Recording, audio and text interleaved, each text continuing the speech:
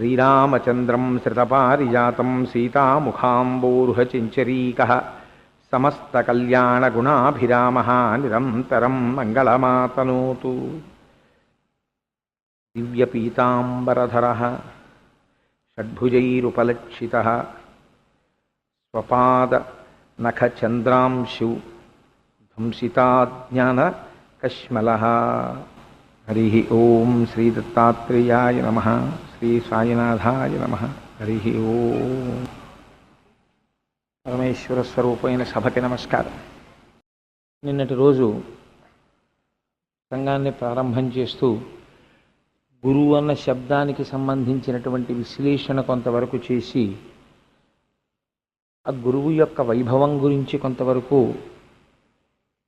వ్యాఖ్యానం చేసి ఆ శ్రీ గురు చరిత్ర అనబడేటటువంటి 3 పదముల వెనక ఉండేటటువంటి రహస్యాన్ని మీకు తెలియచెప్పేటటువంటి ప్రయత్నాన్ని కొంతవరకు చేసి ఉన్నాను. అయితే మీకు నిన్న నేను ఒక మాట చెప్పాను. సదాశివ సమారంభాం శంకరాచార్య మధ్యమాం అస్మదాచార్య పర్యంతాం వందే గురు పరంపరాం.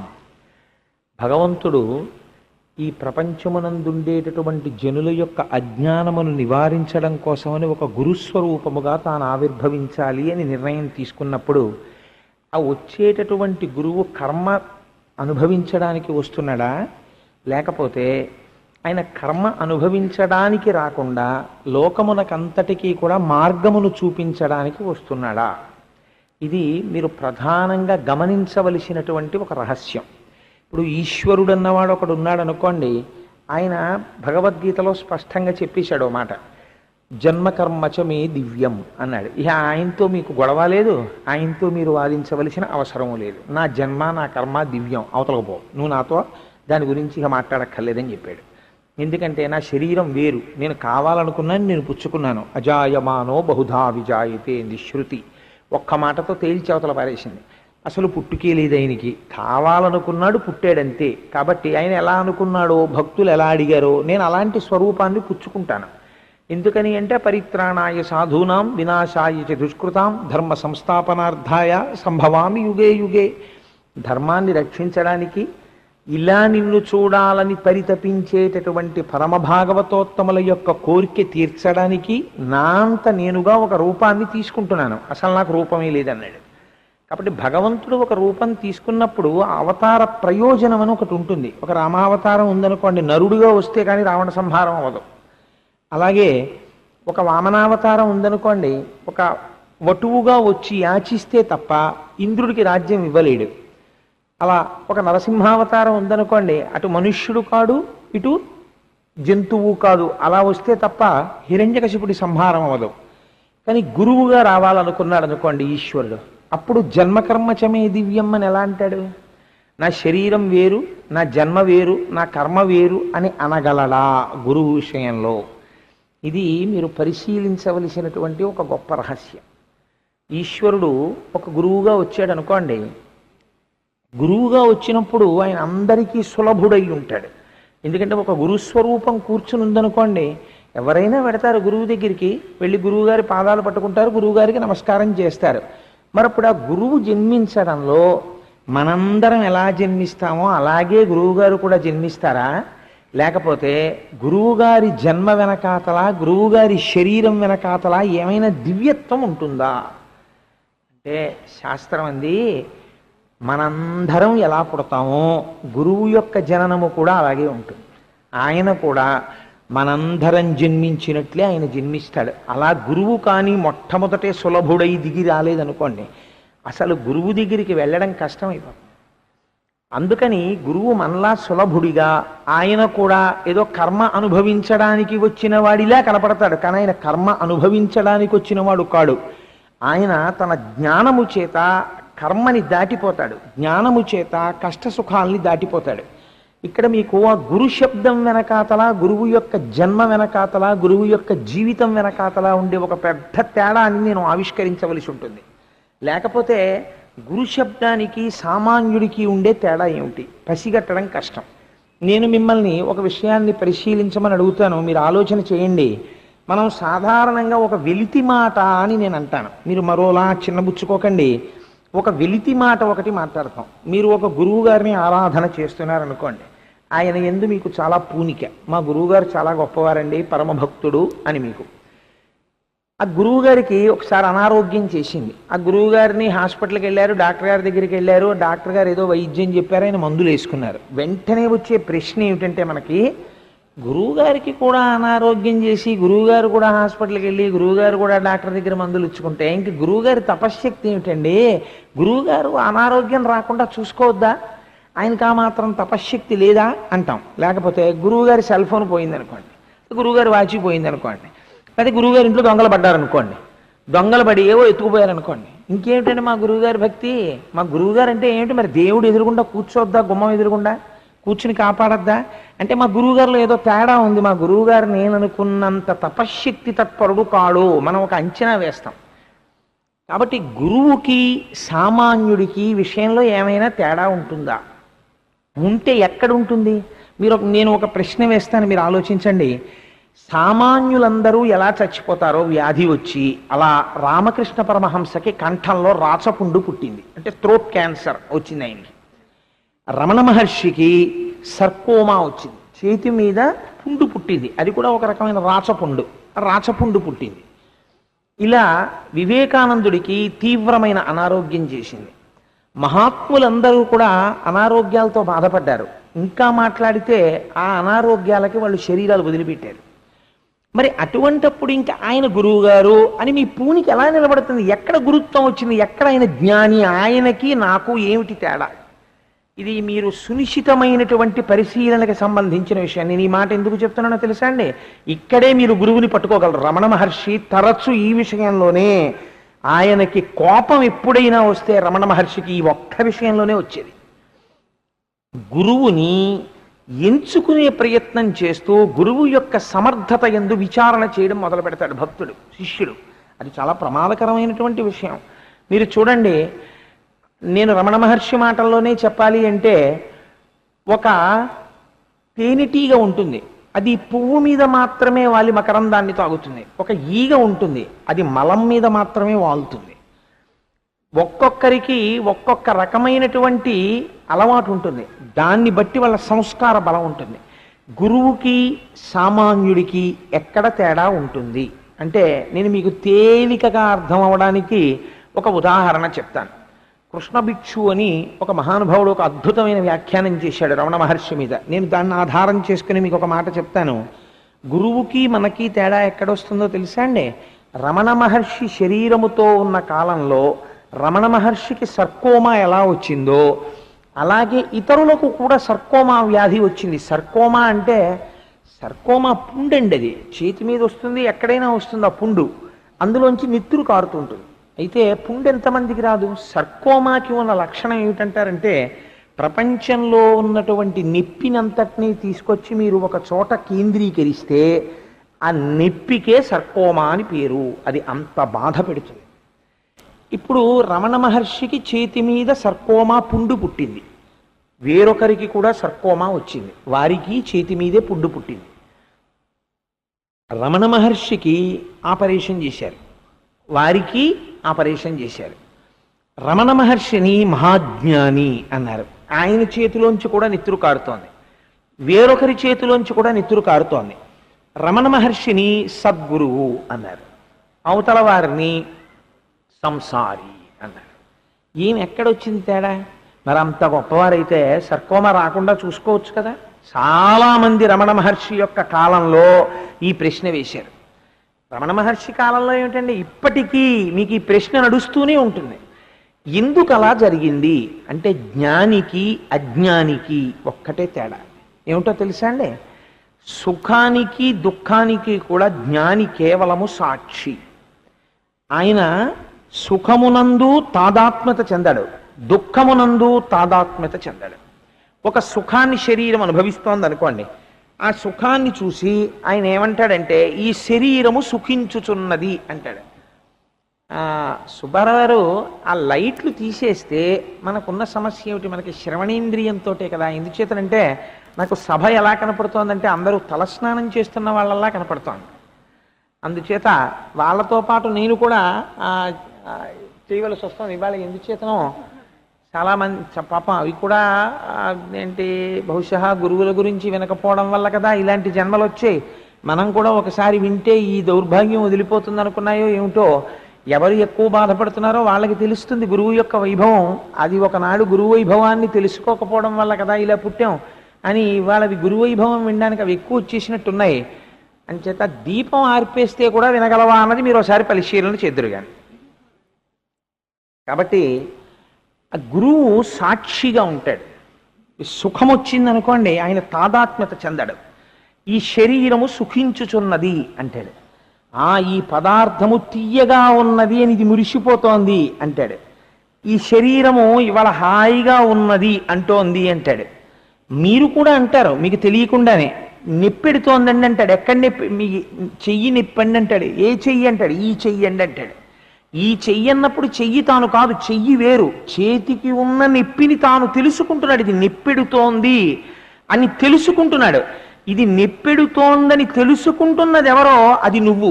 తెలియబడుతున్నది, చూడబడుతున్నది, తెలియబడుతున్నది అది వేరు. కానీ మనమేమవుతామంటే దీనితో తాదాత్మ్యత చెందుతాం. ఇది నేనని అమ్మో నిప్పెట్టేస్తోంది నిప్పెట్టేస్తోంది నిప్పెట్టేస్తోంది అంటాం. రమణులు సద్గురువు అయ్యారు, బ్రహ్మన్ అయ్యారు ఆయన. ఇందువల్ల ఆయన దీన్ని సాక్షిగా ఉన్నారు. ఓహో ఈ శరీరమునకు ఒక పుండు పుట్టినది, ఈ శరీరము నేను కాదు, నేను కాని దానికి ఒక పుండు పుట్టినది, కాబట్టి నాకేమి బాధ? శరీరాన్ని ఎలా సాక్షిగా చూశానో శరీరానికి ఉన్న పుండుని అలాగే చూస్తున్నాను అన్నారు. ఇలా అందరు అనగలరా? అందరు అనలేరు. ఇలా అనగలిగిన వాడెవడో, సుఖదుఖములకు ఎవడో సాక్షిగా మాత్రమే ఉండగలుగుతున్నాడో వాడు జ్ఞాని, వాడు సద్గురువు.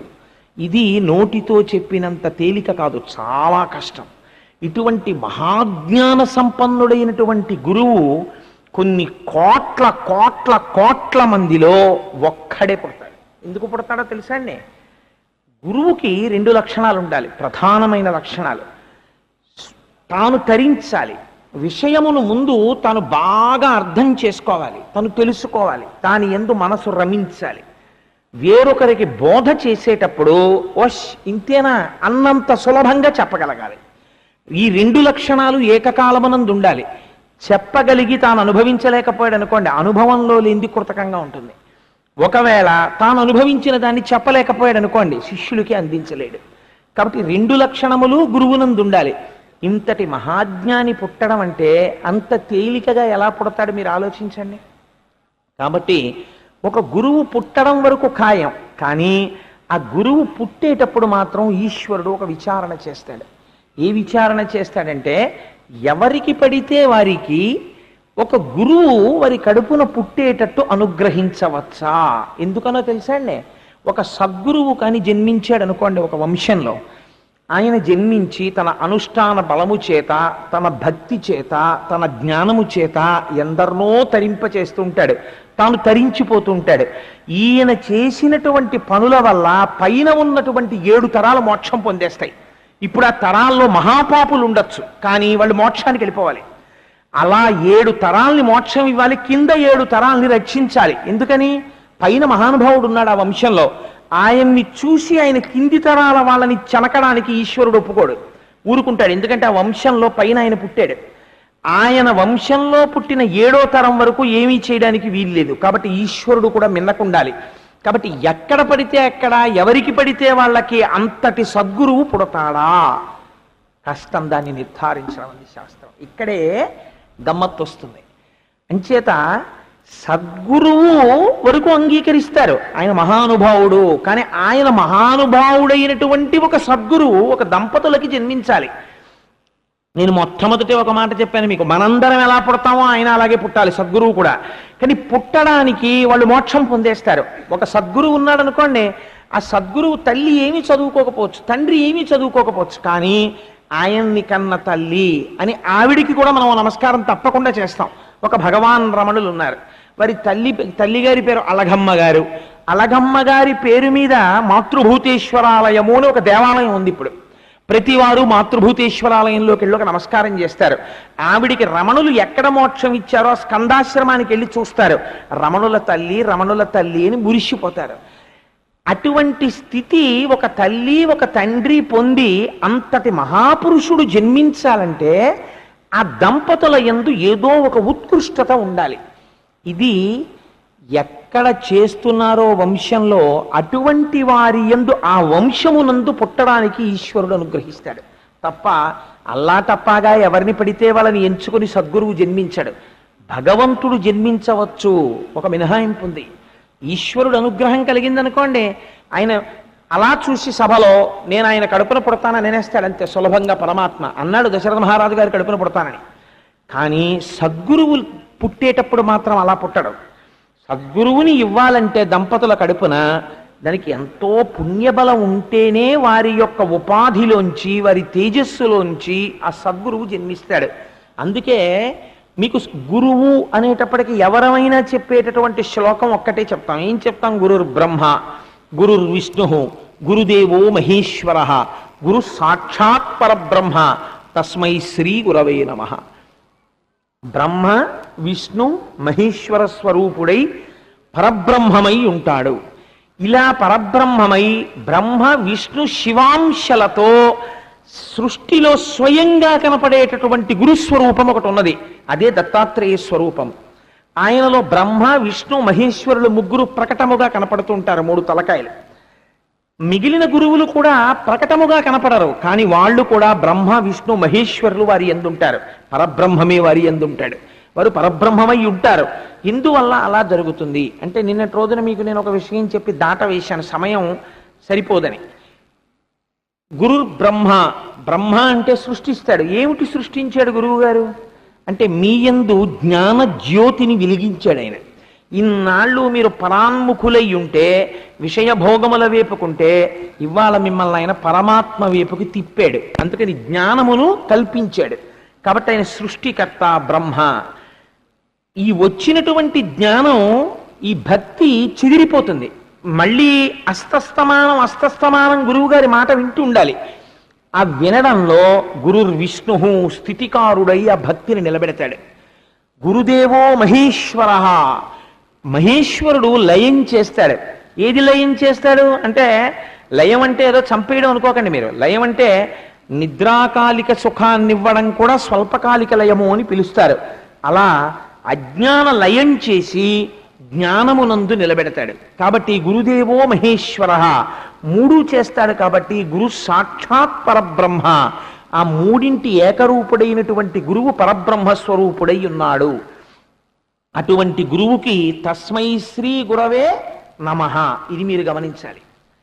తస్మై శ్రీ గురవే నమః ఏమిటి? గురువు గారికి ఆ మాట మేము ఒప్పుకోమండి. తస్మై శ్రీ గురవే నమః ఏమిటండి? గురువుకి నమస్కరించడం ఏమిటి? మేము నమస్కారంతో ఒప్పుకోం. మేము గురువు గారికి ఓ శాలువా ఇస్తాం అని మారుస్తాం శ్లోకాన్ని. లేకపోతే గురువు గారికి స్వర్ణ కంకణాలు ఇస్తాం, లేకపోతే గురువు గారికి కనకాభిషేకం చేయిస్తాం. ఏదో మేము సత్కారం చేస్తాం గురువు గారిని, అంతేగాని గురువు గారికి నమస్కారం చేయడం ఏమిటి? కాదు. ఎందుకు నమస్కారం చేయడం అన్నారో తెలుసా అండి? పరమేశ్వరుడు ముందు గురువు ముందు ఇద్దరు ముందు చెయ్యవలసినది ఒక్కటే. ఏది చెయ్యాలి అంటే, గురువు కనపడగానే ఈ చెయ్యి కలిపి శిరస్సుని దీనికి తాటించి ఇలా వంచి నమస్కరించాలి. అంటే 5 జ్ఞానేంద్రియాల్ని 5 కర్మేంద్రియాల్ని 11వ బుద్ధి స్థానాన్ని ఈ 11ంటిని శరణాగతి చేసి నీ పాదముల దగ్గర విడిచిపెట్టాను. వీటిని మార్చగలిగినటువంటి మహాపురుషుడవు నీవు అని అంగీకరించడం తస్మై శ్రీ గురవే నమః. అంతకన్నా ఆయన కోరుకునేది ఏదీ ఉండదు. అలా ఆయన కోరుకున్నాడు అనుకోండి, నిజంగా అంతరంగంలో బయట వాళ్ళకి తెలియకపోవచ్చు గురువుగారికి కోరికుందో లేదో, ఈశ్వరుడికి తెలుస్తుంది.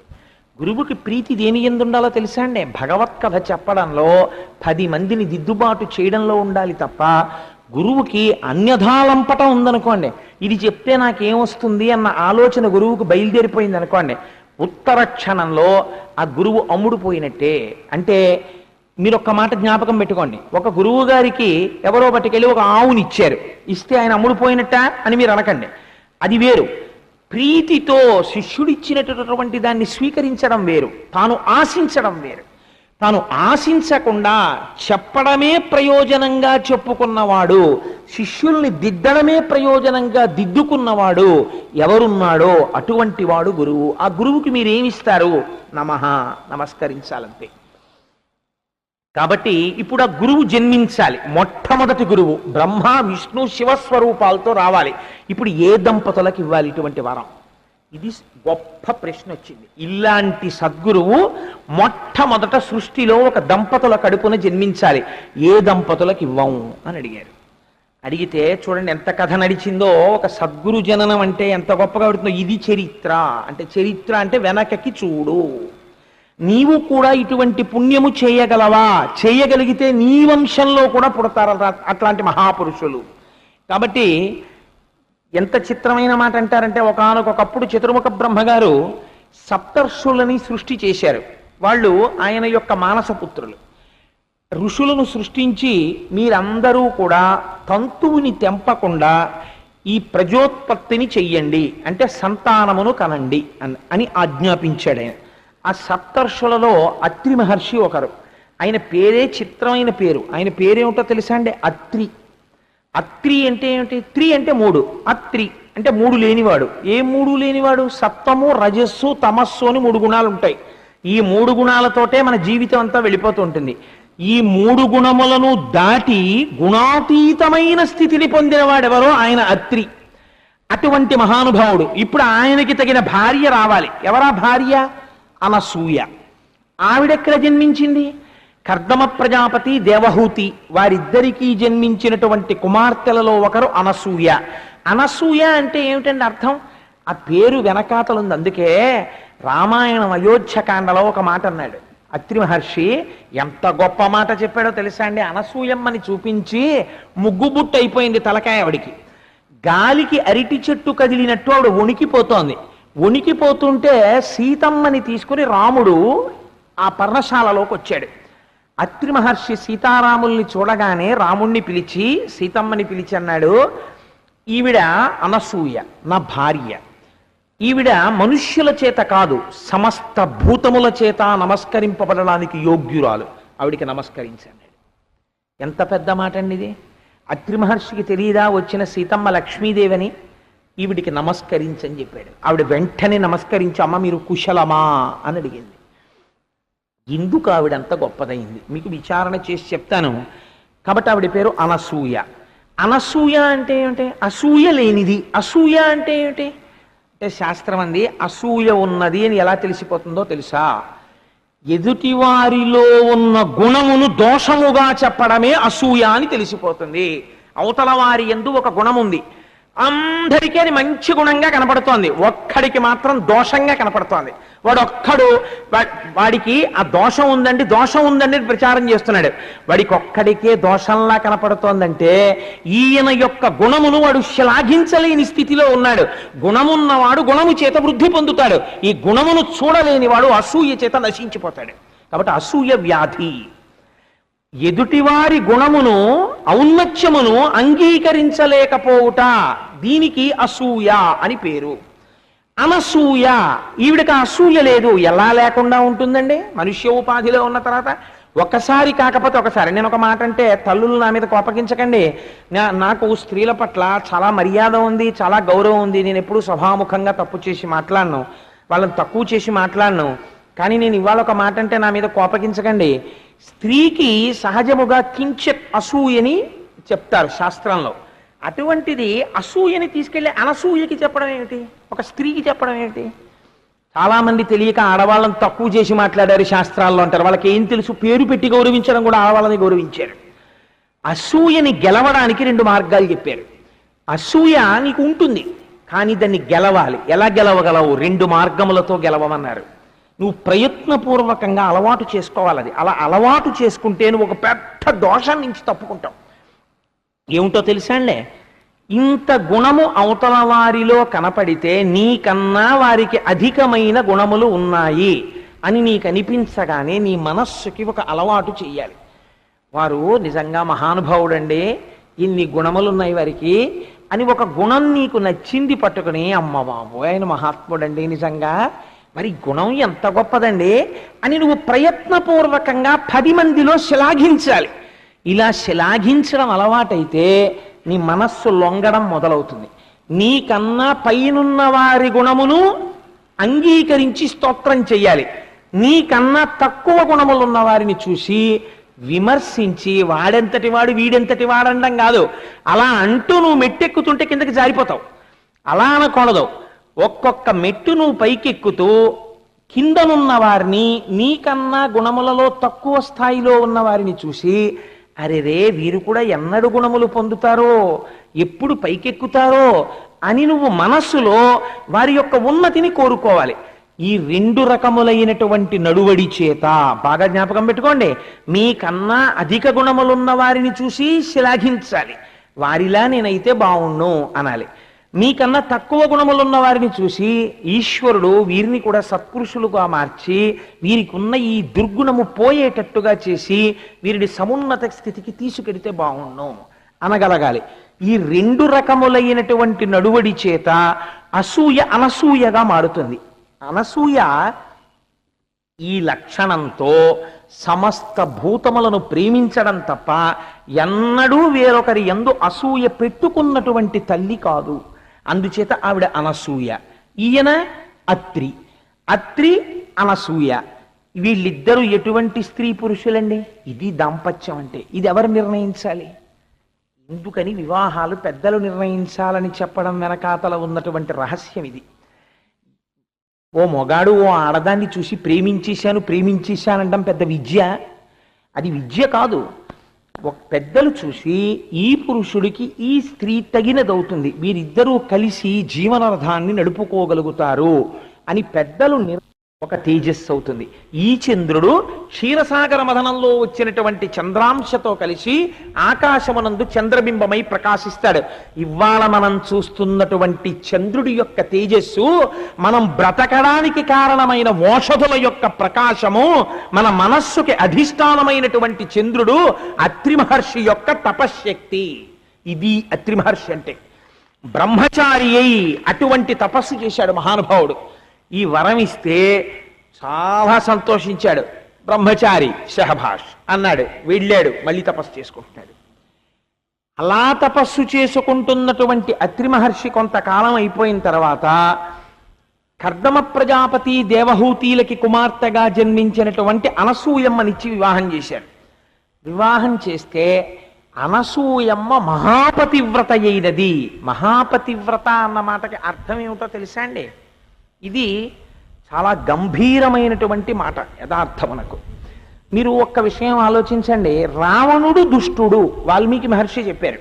రావణుడు దుష్టుడు, మండోదరి మహాపతివ్రత.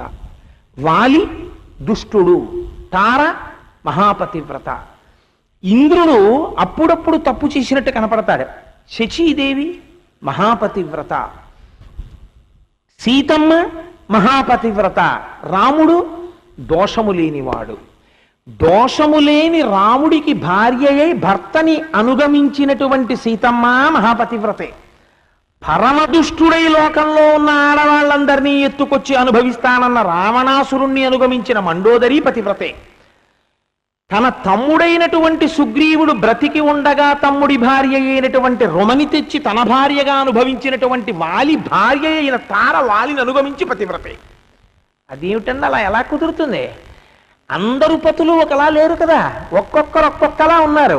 ఒకడు మంచివాడు, ఒకడు చెడ్డవాడు, కానీ భర్తని అనుసరించిన వాళ్ళు మాత్రం పతివ్రతలే. అదేంటి అలా ఎలా కుదురుతుందండి ఈ నిర్వచనం? ఇది తెలియాలంటే నువ్వు అనసూయమ్మ గురించి వినరా అన్నారు. అనసూయమ్మ గురించి విన్నంత మాత్రం చేత పాపాలు ఎగిరిపోతాయి. ఆ తల్లికున్న గొప్పతనం ఏమిటో తెలుసా అండి? వివాహమైనది మొదలు పతిని అనుగమించడము, పతి చెప్పినది ధర్మముగా పాటించడము తప్ప వేరొకటి ఆవిడికి తెలియదు. అందుకే రామాయణంలో అయోధ్యకాండకు ఒక్కదానికి ఒక గమ్మత్తుంది. అయోధ్యకాండ ప్రారంభం చేసేటప్పుడు వాల్మీకి మహర్షి ఒక చిత్రమైన మాటతో మొదలుపెట్టారు. గచ్చత అని మొదలెట్టారు. గచ్చత మాతులకు లంభరతేన తదానగ శత్రుఘ్నో నిత్య శత్రుఘ్నో నీత ప్రీతి పురస్కృత అన్న శ్లోకంతో మొదలుపెట్టారు. గచ్చత అంటే వెళ్ళిపోయింది అని. వెళ్ళిపోయాడు. అయోధ్యకాండలో అన్నీ వెళ్ళిపోయాయి. అయోధ్యకాండ వరకు అంతఃపురంలో అందరూ కలిసి ఉన్నారు. అయోధ్యకాండ ప్రారంభమయ్యాక అయోధ్యలో ఉన్న సింహాసనం నందిగ్రామానికి వెళ్ళిపోయింది. రాముడు అరణ్యాలకు వెళ్ళిపోయాడు, సీతమ్మ అరణ్యాలకు వెళ్ళిపోయింది, లక్ష్మణుడు అరణ్యాలకు వెళ్ళిపోయాడు, దశరథుడు ఊర్ధ్వలోకాలకు వెళ్ళిపోయాడు. అన్నీ వెళ్ళిపోయాయి. అన్నీ వెళ్ళిపోతాయి ఈ కాండలో అని చెప్పడానికి గచ్చత అని మొదలెట్టారు. ఈ వెళ్ళిపోవడం అనేటటువంటిది ఇంకా శుభంతో మళ్ళీ తిరగాలి. ఎక్కడ తిరగాలి? కాండ పూర్తి చేసినప్పుడు మళ్ళీ ఎక్కడ పూర్తి చేశారో తెలుసా అండి? అయోధ్యకాండ అత్రి మహర్షి అనసూయమ్మ దగ్గరికి సీతారాముల దగ్గర పూర్తి చేశారు మళ్ళీ. అంటే ఎంత జాగ్రత్తగానో ముగించవలసిన కాండ ఎవరి దర్శనంతో పూర్తవ్వాలి? అత్రి అనసూయల దర్శనంతో. అనసూయమ్మ అత్రి దర్శనానికి సీతారాములు వెళ్ళారు అయోధ్యకాండలో. వెళితే అత్రి మహర్షి సీతారామ లక్ష్మణులకు స్వాగతం చెప్పి మొట్టమొదట ఏం చెప్పాలి? నేను అత్రి మహర్షిని, నేను ఇంత తపస్సు చేశానని చెప్పాలి. అత్రి మహర్షి అలా చెప్పలేదు. ఆయన ఏం చెప్పారో తెలుసా అండి? రామ, తల్లి సీత ఈవిడ ఎవరో తెలుసా? ఈవిడని అనసూయ అంటారు. ఈవిడ వివాహమైనది మొదలు సర్వకాలముల యందు నన్ను అనుగమించడము తప్ప వేరొకటి తెలియదు. భర్త మాట జవదాటకపోవడమే స్త్రీకి పెద్ద ఆచారము. స్త్రీకి అంతకన్నా ఆచారము లేదు. రామాయణం తెలిస్తే చదివితే తెలుస్తుంది. కాబట్టి నన్ను అనుగమించినది అనసూయ, నేనేం చెప్తే చేసింది. కాబట్టి ఇంతటి మహాపతివ్రత ఈవిడి దగ్గరికి వెళ్ళి నమస్కారం చెయ్యి. ఈవిడికి నువ్వు కాదు సమస్త భూతములు నమస్కరించాలి అనసూయకి అన్నారు అత్రి మహర్షి. ఇది ఎవరిచ్చిన సర్టిఫికెట్ అండి? అత్రి మహర్షి 3 గుణములకు అతీతమైన వాడు ఇస్తున్నాడు. మా ఆవిడని చెప్పి సర్టిఫికెట్లు ఇచ్చుకున్నవాడు కాడు అత్రి మహర్షి అంటే. వెంటనే సీతమ్మ నమస్కరిస్తే ఒడిలిపోయి కదిలిపోతున్నటువంటి అనసూయ సీతమ్మ చెయ్య పట్టుకుని లోపలికి తీసుకెళ్లి కూర్చోపెట్టి, సీతా నువ్వు భాగ్యవంతురాలివి అంది. అంటే సీతమ్మ చిరునవ్వు నవ్వింది. ఏమిటి సీతమ్మ భాగ్యం? అప్పుడు రాజ్యమా పోయింది భర్తకి, అరణ్యవాసమా పట్టింది, పుట్టిందా జనకుడి ఇంట్లో, మెట్టిందా దశరథ మహారాజు గారి ఇల్లు, కట్టుకున్నదా రామచంద్రమూర్తిని, ఇప్పుడున్నదా దండకారణ్యంలో, కనీసం భర్త కాళ్ళకి పాదుకలు లేవు. ఇంత పరాక్రమం ఉండి కూడా చేతకాని వాళ్ళ కైకమ్మ వరాలు కోరిందని అరణ్యానికి వచ్చాడు. అరణ్యానికి వస్తే ఆయన వెంట అనుగమించి వచ్చింది. ఈవిడ మనస్సులో భర్త చేతకానివాడు, తెలివి తక్కువవాడు అన్న భావన ఉన్నదా? భర్త పరమధర్మాత్ముడు అన్న భావన ఉన్నదా? ఎన్ని పూజలు చేస్తే ఎవడికి కావాలి? ఎన్ని పునస్కారాలు చేస్తే ఎవడికి కావాలి? భర్త ఎడ్డెం అంటే భార్య తెడ్డెం అంటుంది. ఆవిడ దృష్టిలో ఎప్పుడూ భర్త చేతకానివాడే. అది చిల్లుకుండలో పోసిన నీరు ఆ ఉపాసన. కాబట్టి ఇప్పుడు ఏమైంది అంటే సీతమ్మని అందుకుని ఈ ప్రశ్న వేసింది అనసూయమ్మ, నువ్వు భాగ్యవంతురాలివి. సీతమ్మ నవ్వింది. ఆవిడకి అర్థమైంది. ఏమనాలి వెంటనే సీతమ్మ? ఏమిటమ్మా మీరు కూడా అలా అంటారు? ఏముందమ్మా మాకు భాగ్యం, క్షత్రియులం, ఎక్కడో ఉండవలసిన వాళ్ళం, కందమూలాలు తింటూ అడవిలో తిరుగుతున్నాం. ఇప్పుడు పాపమ్మ ఆయనకి ఏం లేదమ్మా అనాలి కదా. చిరునవ్వు నవ్వి ఆవిడంది, అవును నాకన్నా భాగ్యవంతురాలెవరు అంది. అంటే ఇప్పుడు అనసూయమ్మంది, నీ స్వజనాన్ని, నీ ఐశ్వర్యాన్ని, నీకున్న సమస్తాన్ని, నీ పుట్టింటి వారిని కూడా విడిచిపెట్టి ఇంత గొప్ప భర్త అని భర్తలో ఉన్న సుగుణమును మాత్రమే దర్శనము చేసి భర్త వెంట వచ్చావు. నిజంగా రాముడు అన్నీ సుగుణాభిరాముడైన ఆయన వెనక చూద్దామంటే ఏం దుర్గుణాలు లేవు. కానీ చూడాలనుకున్న వారికి కనపడవండి దుర్గుణాలు. నిజంగా సీతమ్మ భార్యా కోణంలోనే చూసింది అనుకోండి, ఏమిటండి మీ చేతకాంతనం, ఎందుకంటే విశ్వామిత్రుడి దగ్గర వశిష్ఠుడి దగ్గర నేర్చుకోవడం అవన్నీ. ఒక అస్త్రం వేయలేదు, ఓ శస్త్రం వేయలేదు. మీ నాన్నగారేమో మీ పిన్నికి ఇచ్చేట వరాలు, మీరేమో సత్యవాక్య పరిపాలన అని వచ్చేసారా? ఎందుకండి కష్టాలు ఇవన్నీ? ఏ రాక్షసుడో గుట్టుకుని నన్ను మింగేస్తే మీ కళ్ళు చల్లపడతాయి, నేరకపోయి చేసుకున్నాను, ఎందుకు వచ్చినట్టు మిదిలో ఎందుకు ఎత్తినట్టు శివధనస్సు, నా కర్మ కొద్దీ వచ్చారు మీరు అనాలి. ఒక మాట ఆవిడ అలా అన్నట్టు రామాయణంలో నాకు చూపించండి. అలా అనలేదు కాబట్టే సీతమ్మ మహాపతివ్రత అయింది. ఒక స్త్రీ స్థాయి ఎటువంటిదో మీరు ఆవిడ నడువడి బట్టి, ఆవిడ మాట్లాడే మాటల్ని బట్టి మీరు చెప్పేయచ్చు. ఎన్ని పూజలు చేసినా, ఎంత గొప్ప ఇంట్లో పుట్టినా తానెంత గొప్పదాన్నని ఆవిడ అనుకుంటున్నా ఆవిడ తన భర్త పట్ల ప్రవర్తించే ప్రవర్తన గీటురాయి. వాలి ధూర్తుడని తెలుసు తారకి, మహాపతివ్రత అయింది. రావణుడు ధూర్తుడని తెలుసు మండోదరికి, మహాపతివ్రత అయింది. రావణుడు నాశనం అయ్యాడేమో, మండోదరి మహాపతివ్రతగానే నిలబడిపోయింది. పతిని అనుగమించడంలో భార్యకి ఆ గొప్పతనం ఉంది. ఎందుకంటే పురుషుడికి ఉపాసనలో పరమాత్మ కాళ్ళు నేను పట్టాలి అనుకున్నాను అనుకోండి, నాకు వెంకటేశ్వర స్వామి వారి ఏకాంత సేవ జరుగుతుంటే వెంకటేశ్వర స్వామి వారి కాళ్ళు పడుతూ జో అచ్యుతానంద జో జో ముకుంద అని పాడాలనిపించింది అనుకోండి, నేను ఎప్పుడూ ఆయన్ని అలాగ ఆయన నాకు ప్రత్యక్షం అయిపోయే పట్రా కోటేశ్వరరావు కాళ్ళు అంటే పట్టాలి, ఒకటో మార్గం. అదంత సులభ సాధ్యమా? రెండోది, నేను ఇంకోలా పట్టగలను. ఎలా పట్టగలను? నేను ధ్యానమగ్నుడనైతే నా మనస్సుని అరికడితే, నా బాహ్యమునందు నేత్రములు మూసేస్తే పరమాత్మ పాదములను ఇక్కడ దర్శనం చేసి నేను ఆయన పాదములు పట్టగలను. మనస్సుని నియంత్రించడం అంత తేలిక కాదు. కానీ స్త్రీకి ఉన్న గొప్ప అదృష్టం ఏమిటో తెలుసా అండి? ఆవిడికి ఏకాంత సేవ చెయ్యాలనిపించింది అనుకోండి వెంకటేశ్వర స్వామికి. ఆయన పడుకున్నప్పుడు ఒకసారి ఆయన కాళ్ళ దగ్గరికి వెళ్ళి పాదాలు పడుతూ జో అచ్యుతానంద జో జో ముకుంద రావే పరమానంద రామగోవింద అంటూ కాళ్ళు ఒత్తిందనుకోండి, ఇక్కడ వెంకటేశ్వర స్వామి కాళ్ళే ఇవి అనుకుని కాళ్ళు ఒత్తుతోంది అనుకోండి. ఒత్తితే ఏమవుతుందో తెలుసా అండి? వెంకటేశ్వర స్వామి వారి కాళ్ళొత్తిన ఫలితమే ఆవిడ ఖాతాలో వేస్తారు. గమ్మత్తు ఏమిటో తెలుసా? ఒకవేళ ఆ భావన ఆవిడికి లేదనుకోండి, ఆవిడికి లేకుండా ఏ కాళ్ళు పట్టవే కాసేపు అన్నాడు అనుకోండి ఆయన, అబ్బా నాకు నిద్ర వస్తుంది కానీ సర్లే పాపం ఏదో అడిగాడు కదా అని కాళ్ళు పడుతోంది అనుకోండి, కాస్త ఏదో పట్టేసి పడుకుందాం అన్న భావనతో పట్టింది ఆవిడ. కానీ శాస్త్రం ఎంత మర్యాదగా మాట్లాడిందో తెలుసా అండి? అలా పట్టినందుకు పరమాత్మ కాళ్ళు పట్టిన ఫలితమే వేస్తారు. భర్తకి అన్నం వండి పెడితే ఈశ్వరుడికి మహానైవేద్యం పెట్టిన ఫలితమే స్త్రీకి ఖాతాలో వేస్తారు. పురుషుడికి మహానైవేద్యం పెట్టిన ఖాతా ఫలితంలో పడాలంటే వాడు ఖచ్చితంగా మహానైవేద్యమే పెట్టాలి, తప్ప ఇంకోటి లేదు. ఆవిడ భర్తకి గరిటెతో నిలబడి టక పప్పు కూర వడ్డించేసింది అనుకోండి, ఈశ్వరుడే వచ్చి తిన్నట్టు. వీడు అగ్నికార్యం చేసి హవిస్సిస్తేనే తింటాడు పరమేశ్వరుడు. ఆవిడికి ఆ బాధ లేదు, ప్రతి నిత్యం పరమాత్మ సేవ చేసేస్తుంది. ఇంకో గమ్మత్తు ఏమిటో తెలుసా అండి? ఈవిడ చేస్తున్న పుణ్యంలో ఫలితాన్ని భర్తకి ఇరు, కానీ భర్త చేసిన పూజలో పుణ్యంలో అర్ధభాగం ఆవిడ ఖాతాలో వేసేస్తారు. ఒక మహాపురుషుడికి ఇల్లాలయ్యిందనుకోండి, ఆయన ఈవిడ ఇద్దరు శరీరాలు వదిలిపెట్టేశారనుకోండి, ఇద్దరిలో ముందు ఎవరు తరించేస్తారో తెలుసా? భార్య. కారణం ఏమిటో తెలుసా అండి? ఒకటి, అటువంటి వాడికి వండి వడ్డిస్తోంది, ద్విగుణీకృత పుణ్యం. ఎందుకని? ఒకటి పరమాత్మ రూపం, రెండు భక్తుడు, భగవంతుడికి అత్యంత ప్రీతిపాత్రుడు. ఆయనకు వండి పెట్టినందుకు భార్య అయినా సరే ఆయన పొంగిపోతుంటాడు, వీడికి అన్నం వండి పెడుతోంది ఇది అని. కాబట్టి ద్విగుణీకృత పుణ్యం. దీనికి తోడు తాను చేసుకున్న పుణ్యం, తను ఎప్పుడో గోవింద అందనుకోండి, ఆ పుణ్యం ఆవిడదే. కాబట్టి ఇప్పుడు ఏమైంది? ఈయన పుణ్యంలో సగం ఆవిడ చేసుకున్న పుణ్యం కలిపి ఆవిడ ఖాతాలో ఉంటాయి, ఈయన చేసుకున్న పుణ్యంలో సగమే ఈయన ఖాతాలో ఉంటుంది.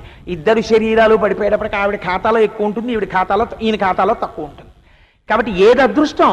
అందుకే 7 తరాలు చూసి ఒక మంచివాడి చేతిలో ఆడపిల్లని పెట్టడానికి కారణం అది. భగవద్భక్తుడైన వాడికి ఇస్తారు పిల్లని తీసుకెళ్ళి, ఎందుకని తరింప చేస్తాడు తన కూతురునని చెప్పి.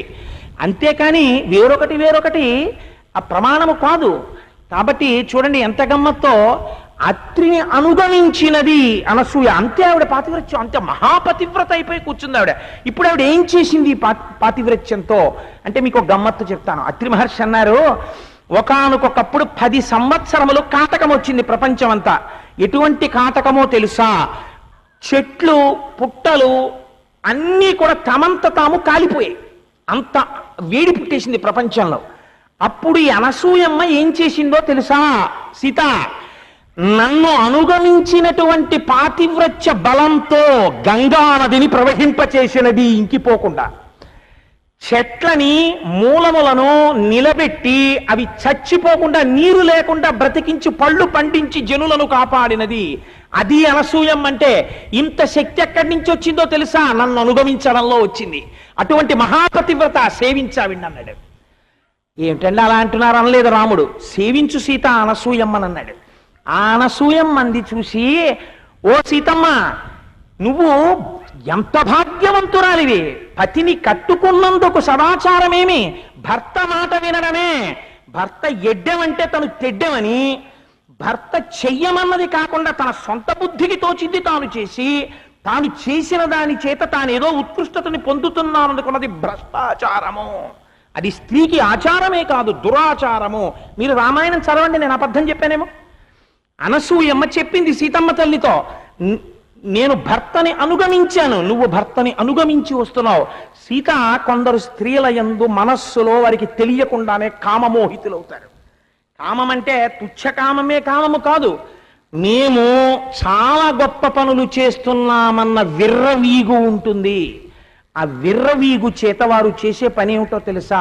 భర్త యందు తృణీకార భావం ఏర్పడుతుంది. ఈయనకేం తెలుసో మాకు తెలుసు అన్ని అన్న భావన వస్తుంది. ఈ భావన ఉన్నవారు ఎటుపోతున్నారో తెలుసా? అధపాతాళమునకు వెళ్ళిపోతున్నారు. నిరంతర భర్తృ నిరసనము జరుగుతోంది, ఈశ్వర ధిక్కారము. అందుచేత మహాపాపాన్ని మూట కట్టుకుంటున్నారు. భర్తని అనుగమించిన వారు ఊర్ధ్వలోకములకు వెళ్ళిపోతున్నారు. సావిత్రిలా నువ్వు నీ భర్తని అనుసరించి వచ్చావు సీతమ్మ, నీ పాతివ్రత్యానికి నేను పొంగిపోతున్నాను, ఏది 4 మాటలు నువ్వు మాట్లాడు అంది. ఎంత గొప్పగా అడిగిందో చూడండి ఆవిడ. అంటే సీతమ్మ అంది, అమ్మా నీవు చెప్పిన విషయములు నాకు కూడా తెలుసు తల్లి. నా తల్లి వివాహము చేసేటప్పుడు అగ్ని కార్యంలో నన్ను పక్కన కూర్చోబెట్టుకుని ఈ విషయాలే చెప్పింది అంది. తల్లి, ఆడపిల్లని కన్న తల్లి కన్యాదానం జరిగేటటువంటి సమయంలో మీ అత్తగారిని ఇలాను, మీ మామగారిని ఇలాను, మీ ఆయన్ని ఇలా లొంగ తీసుకో, మీ అత్తమామల నుంచి కొడుకుని వేరు చేయి, అల్లుడు మన ఇంటికి రావాలి, మనం అల్లుడిని గౌరవించకూడదు, వాళ్ళ తల్లి తండ్రి ఏమైపోతే మనకెందుకు, ఈ దిక్కుమాలిన కబుర్లు కాదు ఆడపిల్ల తల్లి చెప్పవలసింది. అత్తవారింటి వైభవాన్ని నిలబెట్టు, నీ భర్త మనస్సుని చూరగొను, ఆయన వెనక అనుగమించు. నీకు ఇవాల్టి నుంచి ప్రత్యక్షమైనటువంటి దైవము తండ్రితో సమానం మామగారు. నీ తండ్రిని ఎలా గౌరవిస్తావో మామగారిని అలా గౌరవించు, నన్ను ఎలా గౌరవిస్తావో నీ అత్తగారిని అలా గౌరవించు అని. అన్నిటికన్నా పెద్దది ఆచారము అన్న మాటకు ఒక్కటే అర్థము, నీ భర్త మాటయే నీకు ఆచారము. ఆయన ఏది చెప్పాడో అది నువ్వు చేయడమే నీకు ఆచారం, అంతే, వేరొకటి ఆచారము లేదు స్త్రీకి. కాబట్టి నీ భర్త మాటని తిరస్కరించి నువ్వు సదాచారంలో ఉన్నానని మాత్రం అనుకోకు అని ఈ మాటలు మా అమ్మ కూడా చెప్పిందమ్మా నాకు అగ్ని కార్యంలో. అయినా తల్లి అనసూయమ్మ, నేను ఒక మాట చెప్తాను విను.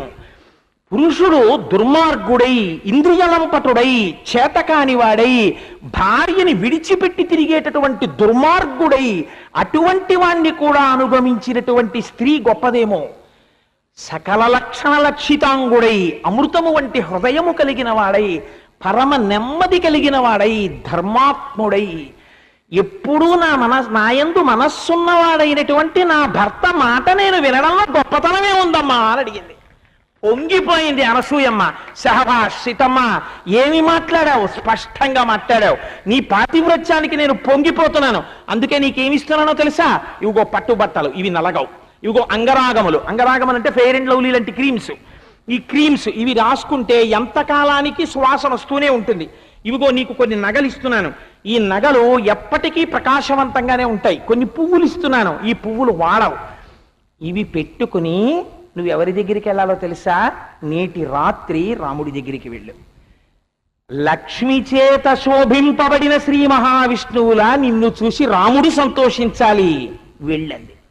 అంటే నేను సభాముఖంగా ఇలా చెప్పానని మీరు అనుకోకండి.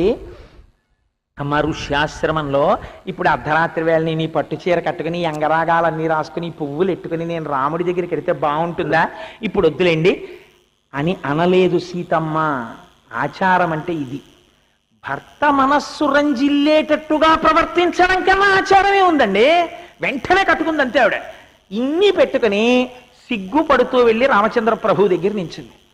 ఆయన చూసి, సీత నువ్వు గొప్పగా సమ్మానింపబడ్డావు, ఏమిటివన్నీ అని అడిగారు. అనసూయమ్మ తల్లి నాకు ఇచ్చి ఇప్పుడే కట్టుకుని రాముడి మనసు సంతోషించేటట్టు వెళ్ళి నిలబడు అంది. వచ్చి నిలబడ్డాను. అత్రి అనసూయల ఆశ్రమానికి వెళ్ళినందుకు నువ్వు పొందవలసిన దానని పొందావు. అందుకే స్త్రీ సదాచారమునకు సంబంధించి అనసూయమ్మ రామాయణం అయోధ్యకాండలో ఏది చెప్పిందో అది ఇప్పటికీ సుప్రీంకోర్టు తీర్పు.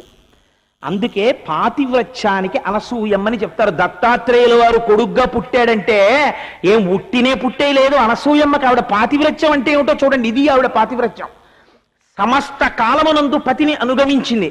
ఒకసారి అడిగింది భర్తని. అందుకే స్త్రీకి ఒక లక్షణం ఉంటుంది. ఒక వ్రతం చెయ్యాలనుకోండి, భర్త పాదాలకి నమస్కరించి ఆయన చెయ్యమన్నదే వ్రతం. కైలాస గౌరి నోము అన్నీ తీసుకొచ్చి పీటలకు వెళ్ళే మీద కూర్చునే ముందు భర్తకి నమస్కరించి, మీ అనుమతితో నేను కైలాస గౌరి నోము చేసుకుంటున్నాను, మీరు నాకు అనుమతి ప్రసాదించండి అని అడగాలి. షహబాష్, చేసుకో చక్కగా అని ఈయన అనాలి. ఈయన వెర్రి వెటకారాలు తగ్గించుకోవాలి, కాస్త ఎప్పుడు ఎలా మాట్లాడాలో నేర్చుకోవాలి. అంటే ఆవిడ వెళ్ళి చక్కగా పీటల మీద కూర్చుని చేస్తే అప్పుడు పూర్ణ ఫలితం వస్తుంది. భర్త అనేటటువంటి వాడు చిటికిన వేలు పట్టుకున్నది భార్యను ఉద్ధరించడానికి తన నడువడి చేత. అంతేకాని భార్యని కూడా కూపములోకి లాగేయకూడదు. ఆవిడికి సంస్కారం ఉన్నా పాడి చేసేస్తే ఎలాగా? ఆవిడ సంస్కారమును నిలబెట్టాలి, ద్విగుణీకృతం చెయ్యాలి. భర్త కూడా తన ప్రయత్నం తనకుండాలి. అందుచేత ఆ సీతమ్మకి ఆనాడు మహాతల్లి చెప్పింది. ఏమని చెప్పింది? ఆవిడ చెప్పినటువంటి మాట ఏది ఉన్నదో అది శిలాశాసనము. ఎప్పటి నుంచి? ఆనాటి నుంచి ఈనాటి వరకు స్త్రీ నడువడికి ఇదే గీటురాయి. ఆవిడ తపస్సు చెయ్యాలనుకుంది. ఎవరిని అడిగిందో తెలుసా అండి? అత్రి మహర్షిని అడిగింది. నేను తపస్సు కూడా చేద్దాం అనుకుంటున్నాను, చెయ్యనా అని అడిగింది. ఆయన అన్నాడు, సంతోషం, చెయ్యి కొంతకాలం అన్నాడు. ఎన్నాళ్ళు చేసిందో తెలుసా అండి? 10,000 సంవత్సరములు తపస్సు చేసింది ఆవిడ. అది అనసూయమ్మ అంటే. అటువంటి తల్లి ఆ అనసూయమ్మ ఒక మాట అంటుంది. నువ్వేం చెయ్యాలో తెలుసా? నువ్వు సభతృతస్య సహధర్మచారిణి. నీకు ధర్మం అంటే ఏమిటో తెలుసా సీత? ఎప్పుడూ భర్తతో అనుగమించి ఆయన చెప్పినట్టు చెయ్యడమే నీకు గొప్ప ధర్మము. ఈ ధర్మము నుండి ఎన్నడూ వైక్లభ్యమును పొందకు. అలా ఉండడం చేత ఏమవుతుందో తెలుసా? యశస్య ధర్మస్య తతః సమాప్స్యసి. దాని చేత కీర్తి, దాని చేతనే ధర్మము, ఈ రెండూ కూడా పూర్ణమవుతాయి. ఈ విషయంలో వచ్చే వైక్లభ్యము రెండిటిని పాడు చేసేస్తుంది. పెద్దలు కీర్తించరు ఆ నడువడిని. రెండు, ఆ నడువడి చేత ధర్మముతో ఉన్నామని అనుకుంటారు, కానీ ధార్మికము కాదు, శాస్త్రం అంగీకరించలేదు. ఇందాకనే చెప్పాను, వెదురు బుట్టలో నీరు పోసి పక్కింటికి తీసుకెడదాం అనుకోవడం. వెదురు బుట్టలో పోసి నీళ్ళు ఎలా ఉంటాయండి? భర్త చెప్పిన మాట వినకుండా నువ్వు చేసిన ఎన్ని సదాచారములు నిలబడేవి కావు. ఆయన మనస్సు ప్రీతి పొందనప్పుడు నీ నడువడి ఎటువంటిదైతే ఎవడికి కావాలి? దాన్ని పెద్దలు శ్లాఘించరు, తిరస్కరిస్తారు దాన్ని. కాబట్టి ఏమైపోయింది అంటే, ఈ కారణము చేత ఆనాడు అనసూయమ్మ చెప్పిన మాటలే ఈనాటికి శిరోధార్యములై ఉన్నాయి. అందుకే పూర్వం రామాయణం చదవండి అనేవారు. రామాయణం ధర్మశాస్త్రం, రామాయణం చదివితే తెలుస్తుంది ఎలా బ్రతకాలో. ఆనాటికి ఏమిటండి, ముందు నుంచి సీతమ్మ నడువడి వలననే రామచంద్రమూర్తికి గౌరవం కలిగింది. కాబట్టి అటువంటి అనసూయమ్మ ఒకానొకప్పుడు ఒక చిత్రమైనటువంటి సంఘటన జరిగింది. ఒక తల్లి, ఒక మహాపతివ్రత, ఆవిడకి ఒక భర్త ఉండేవారు కాశ్యపుడు అని. ఆ భర్త తెల్లవారితే సూర్యోదయం అయితే మరణిస్తాడు అని ఆయనకు ఒక శాపం వచ్చింది. ఆ శాపం ఇవ్వడంలో ఉన్న ఆశ్చర్యకరమైన విషయం చూడండి. కోపం వచ్చినవాడు వెంటనే ఏదో చెప్పాలి. ఆ శాపం ఇచ్చేటప్పుడు ఆ బ్రాహ్మణుడికి ఎటువంటి శాపం ఇచ్చారంటే, రేపటి రోజు సూర్యోదయం అయితే నీ భర్త మరణిస్తాడు అని శాపం ఇచ్చారు సుమతి భర్త కాశ్యపుడికి. ఇస్తే సూర్యోదయం అయితే తన భర్తకి శరీరం వదిలిపెడతాడు. వదిలిపెడితే తన మాంగళ్యం జారిపోతుంది. ఆ పతివ్రత తన పాతివ్రత్య శక్తితో ఆవిడ ఏం చేసిందో తెలుసా అండి? ఆవిడ పతిని అనుగమించినది. ఎవరు ఆ భర్త? కుష్ఠురోగి. కుష్ఠురోగి అయిన భర్తని సేవించింది ఆవిడ.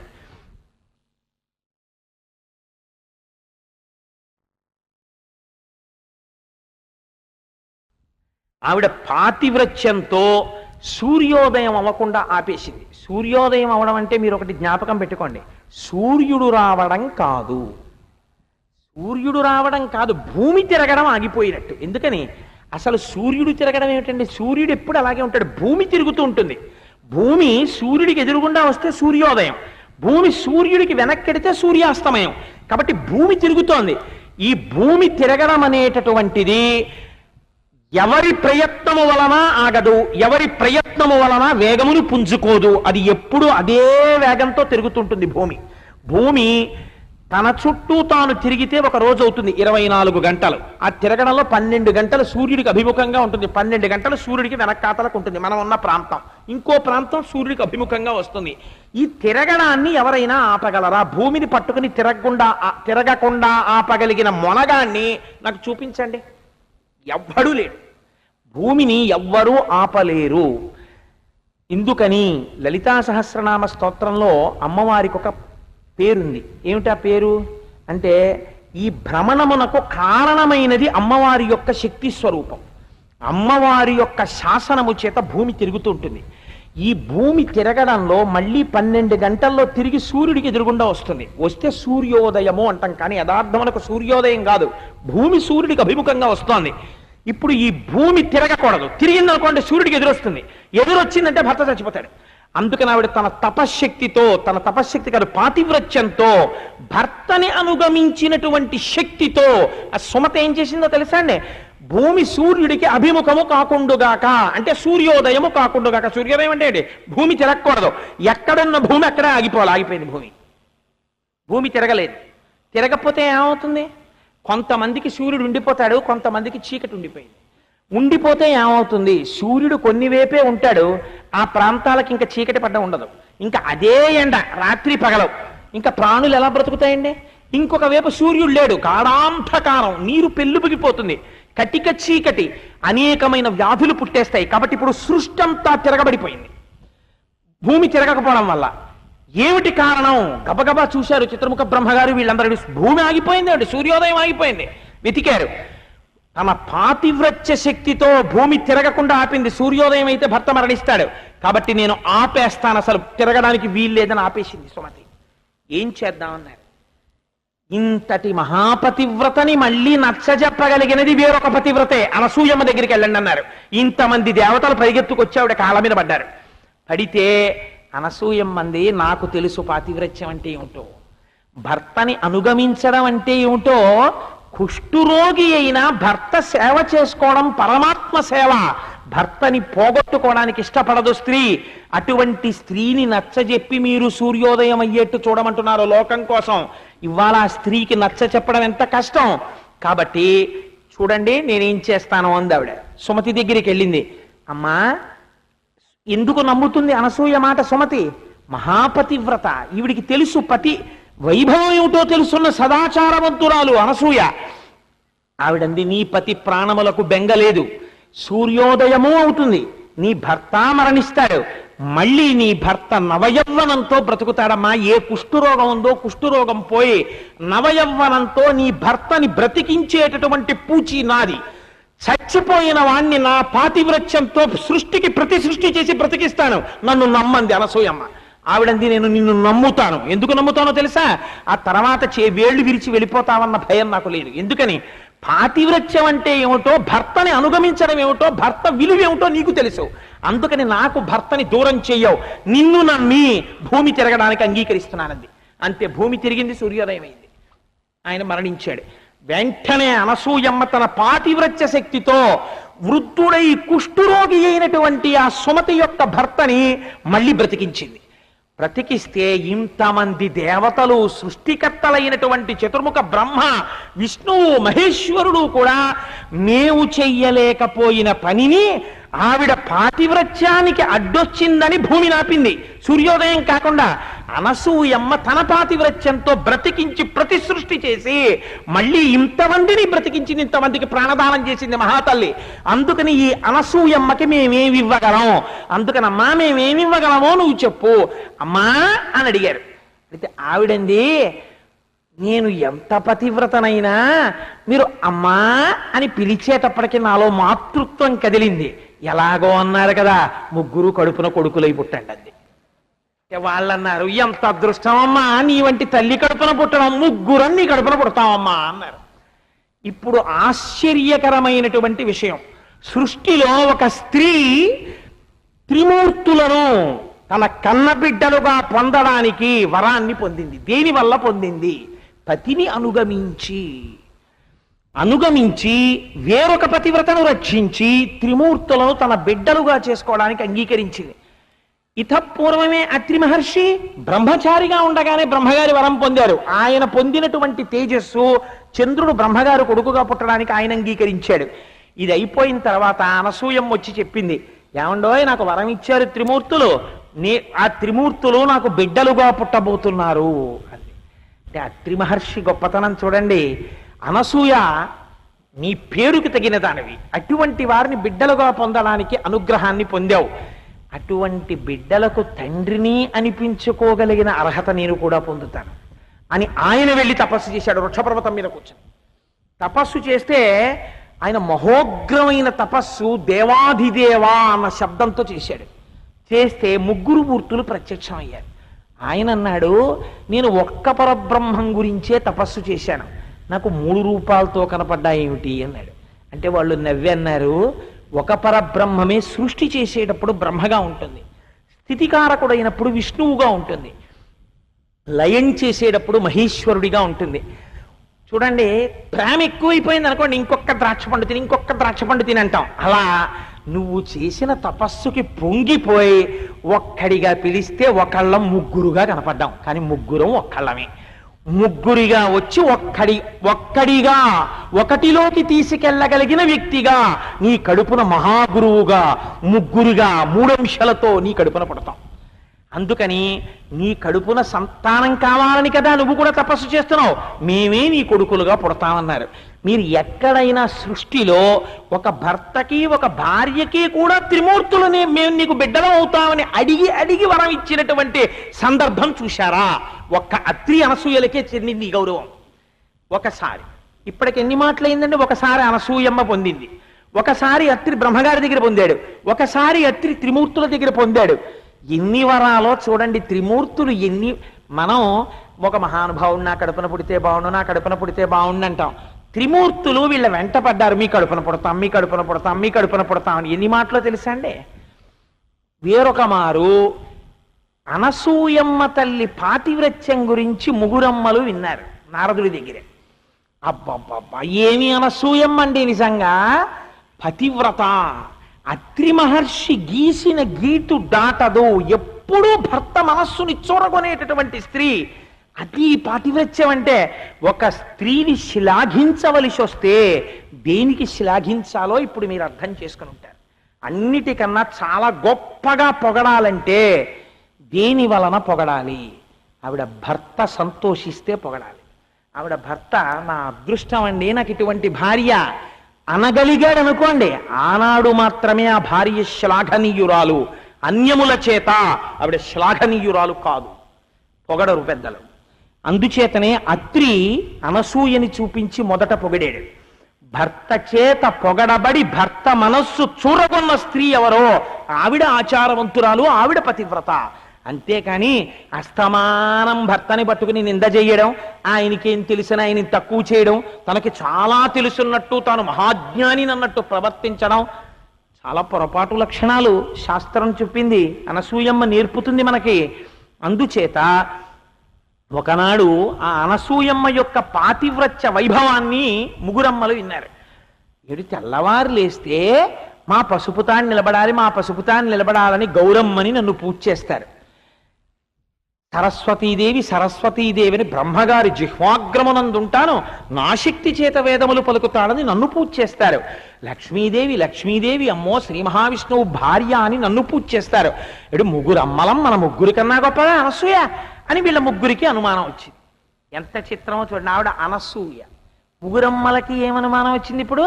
ఇటు ఆవిడ అంత పతివ్రత, ఇటు అంత నారదుడు మా దగ్గరికి వచ్చి చెప్పి స్తోత్రం చెయ్యవలసినంత గొప్పదా? ఏమిటి ఆవిడ గొప్పతనం? మేము ఇంత గొప్పవాళ్ళం, మాకన్నా గొప్పదేమిటి అన్న భావన వచ్చింది. ఎంత చిత్రమో చూడండి. ఎవరికి చెప్పారు? భర్తలకి చెప్పారు. ఏమండోయ్ ఇటో పెద్ద మీరు అస్తమానం లక్ష్మీ లక్ష్మీ అని నన్ను అంటారు, అందరూ ఎవరిని చెప్తున్నారో తెలుసా? అనసూయట, అత్రి మహర్షి భార్యట, మహాపతివ్రతట, సృష్టికి ప్రతి సృష్టి చేసేస్తుందిట, ఏమిటో ఆవిడ గురించి చెప్తున్నారు. ఒకసారి అసలు పరీక్షించరండి, ఎవరికి వాళ్ళు ఏమిటి, నేను గొప్ప ఆవిడ గొప్ప అన్న భావనతో ముగ్గురు అదే మాట చెప్పారు, ముగ్గురు మూర్తులకి. అసలు లోక కళ్యాణానికి వేరు కారణం నడవాలి. ఇప్పుడు ఆ ముగ్గురు మూర్తులు కూడా సదాచారం అంటే ఏమిటో సర్టిఫికెట్ ఇవ్వాలి. అందుకని ఈ ప్రోద్బలం వచ్చింది, లేకపోతే అమ్మవార్లంత అమాయకులా. అందుకని ముగ్గురు మూర్తులు బయలుదేరి అనసూయమ్మ ఆశ్రమానికి వచ్చారు. లోకమునకంతటికి ఆవిడ పాతివ్రత్యం ఏమిటో చెప్పాలనుకున్నారు. అందుకని వచ్చారు. వచ్చి అత్రి మహర్షి ఇంట్లో ఉన్నారు. అయా అతిథులం, ఆహారం కోసం వచ్చాం అన్నారు. చాలా సంతోషం, మీ వంటి అతిథులు దొరకడం ఎంత అదృష్టం. మీ ముగ్గురికి కూడా నేను ఆహారమును దేవతార్చన ఏర్పాటు చేస్తాను. కాళ్ళు కడుక్కొని ఆచమనం చేసి స్నానం చేసి రండి అన్నాడు. అంటే వాళ్ళన్నారు, స్నానం చేసి వచ్చి భోజనాలకు కూర్చుంటూ మాకు ఒక నియమం ఉంది. మాకు వడ్డించేటటువంటి స్త్రీ నగ్నయ్యి వడ్డించాలి, ఒంటి మీద బట్ట ఉండకూడదు. అలా వడ్డిస్తేనే మేము తింటాం, లేకపోతే లేచి వెళ్ళిపోతాం అన్నారు.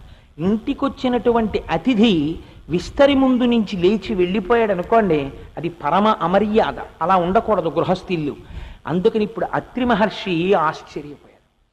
ఎలా, ఎవరికి చెప్పాలి? తన భార్య అనసూయమ్మకి చెప్పాలి.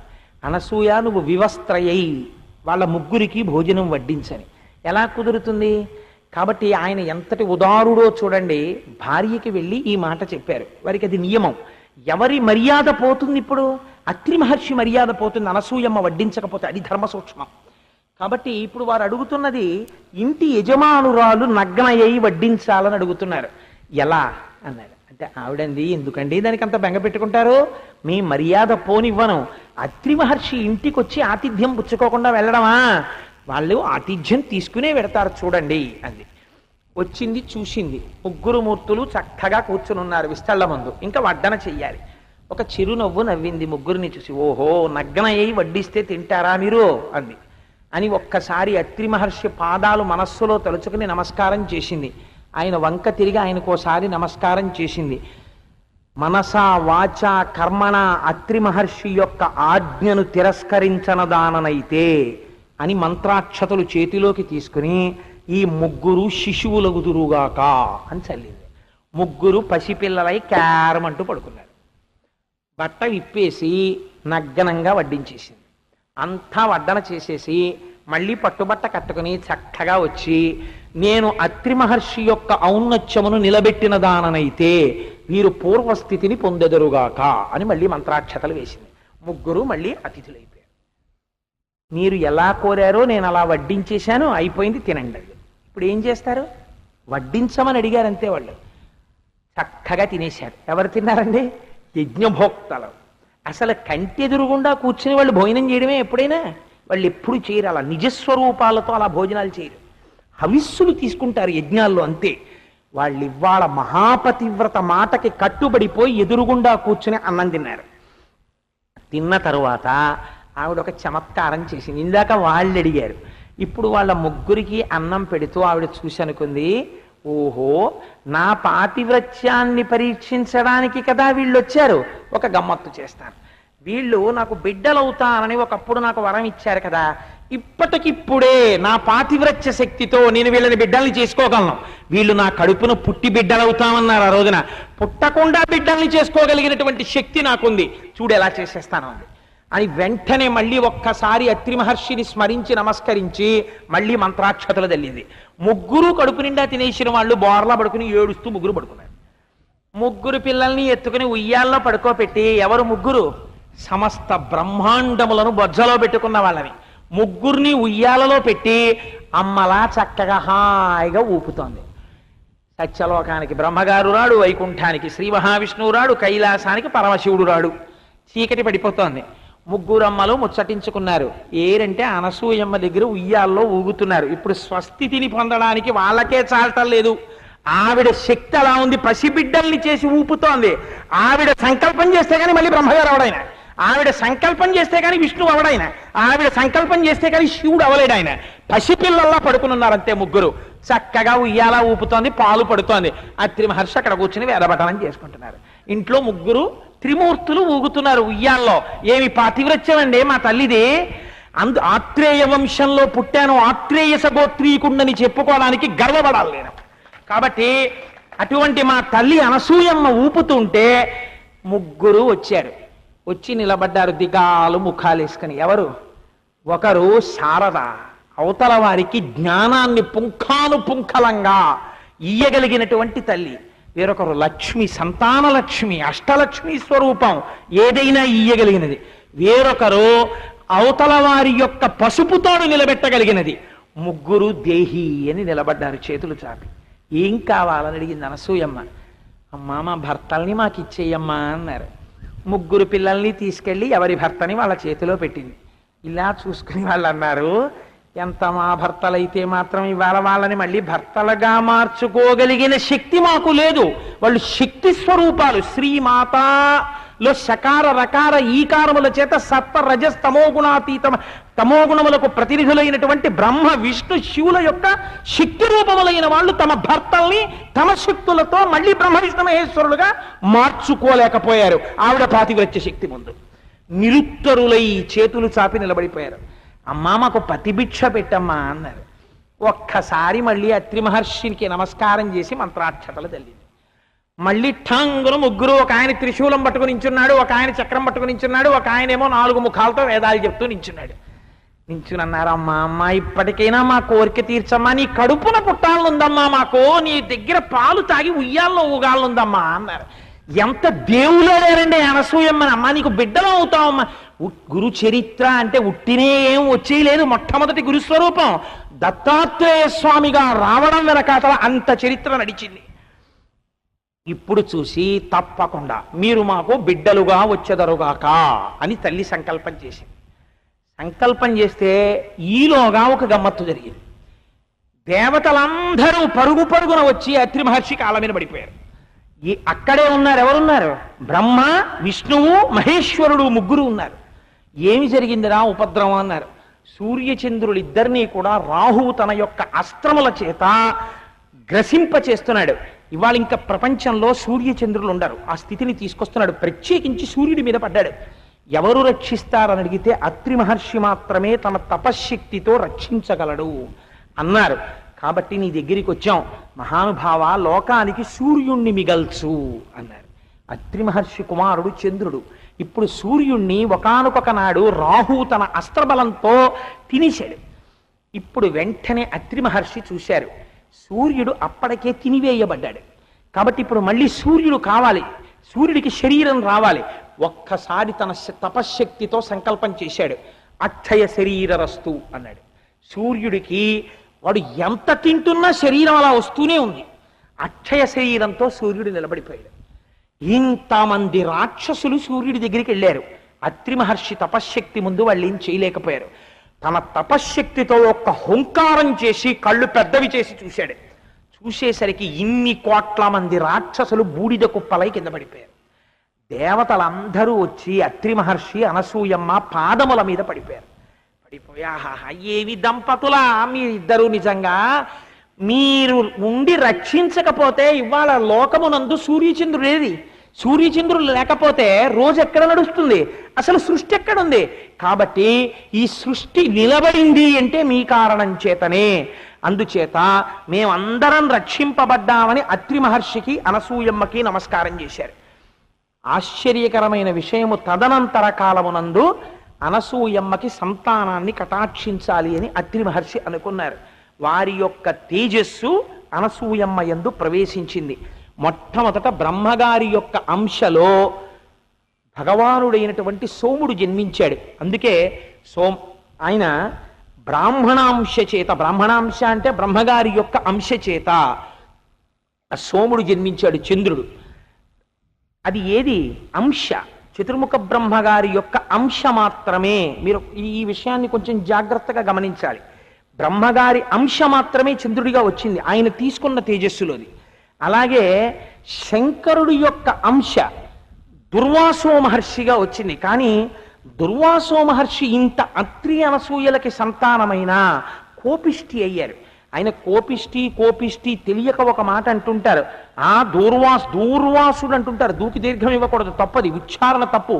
దుర్వాసో మహర్షి. ఆయన కోపానికి ఒక కారణం ఉంది. ఆయన అనసూయమ్మ తల్లి గర్భంలో ఉండగా హైహయుడనేటటువంటి రాజు గర్భనిరోధం చేశాడు ఆయన బయటికి రాకుండా. ఆయన 7 రోజులు మాత్రమే అమ్మ కడుపులో ఉండి శంకరాంశతో వస్తున్న నన్ను బయటికి రాకుండా నిగ్రహించిన వాడెవరు అని లోపలున్నవాడే చూసుకుంటాడని ఊరుకుంది అనసూయమ్మ. అపారమైన క్రోధంతో తీక్షణమైనటువంటి దృక్కులతో తమోగుణ ప్రధానుడై బయటికి వచ్చాడు. తన దృక్కుల చేత కాల్చేశాడు హైహేయుడిని. అంత కోపంతో రావడంతో దుర్వాసో మహర్షికి ఆ క్రోధము ఆవరించి ఉండిపోయింది. అందుకని శంకరాంశయందు దుర్వాసుడు జన్మించాడు. కానీ ఈయన మాత్రం శ్రీ మహావిష్ణువు మాత్రం జన్మించేటప్పుడు దత్త అన్న పేరుతో విష్ణోస్తు యోగవిత్ అన్నారు. పూర్ణమైనటువంటి విష్ణు స్వరూపం అంతా కలిసి దత్తుడిగా జన్మించినది. అంటే ఇన్ని బ్రహ్మాండములను ఆవరించినటువంటి శ్రీ మహావిష్ణువు యొక్క తేజస్సు అంశమాత్రముగా కాకుండా పరిపూర్ణమైనటువంటి నారాయణ తేజస్సు తనని తాను దత్తము చేసుకున్నది, ఇచ్చివేయబడినది అనసూయమ్మకి. అంటే ఇంతటి విష్ణు తేజస్సుని ఆవిడ తన గర్భమునందు ఇమర్చుకుంది బిడ్డడిగా. ఎంత గొప్పతనం చూడండి. రామావతారంలో రాముడు విష్ణువాంశగా వచ్చాడు, కృష్ణావతారంలో కృష్ణుడు నారాయణాంశగా వచ్చాడు, దత్తాత్రేయ అవతారంలో దత్తుడు పూర్ణమైన విష్ణు స్వరూపంగా వచ్చాడు అనసూయా గర్భము నుండి. అంటే ఎంత చిత్రమైనటువంటి విషయం ఇది. పూర్ణమైనటువంటి నారాయణ స్వరూపము దత్తాత్రేయుడు అని పేరు పెట్టుకున్నాడు. అనసూయమ్మ యొక్క వైభవము అత్రి వైభవము ప్రకాశించాలి. ఇది గురు చరిత్ర. పేరు దత్తాత్రేయుడు ఎందుకో తెలుసా అండి? దత్త తనది తాను ఇచ్చేసుకున్నాడు. ఎలా? అంశగా కాదు, పూర్ణముగా ఇచ్చేశానన్నాడు అంతే.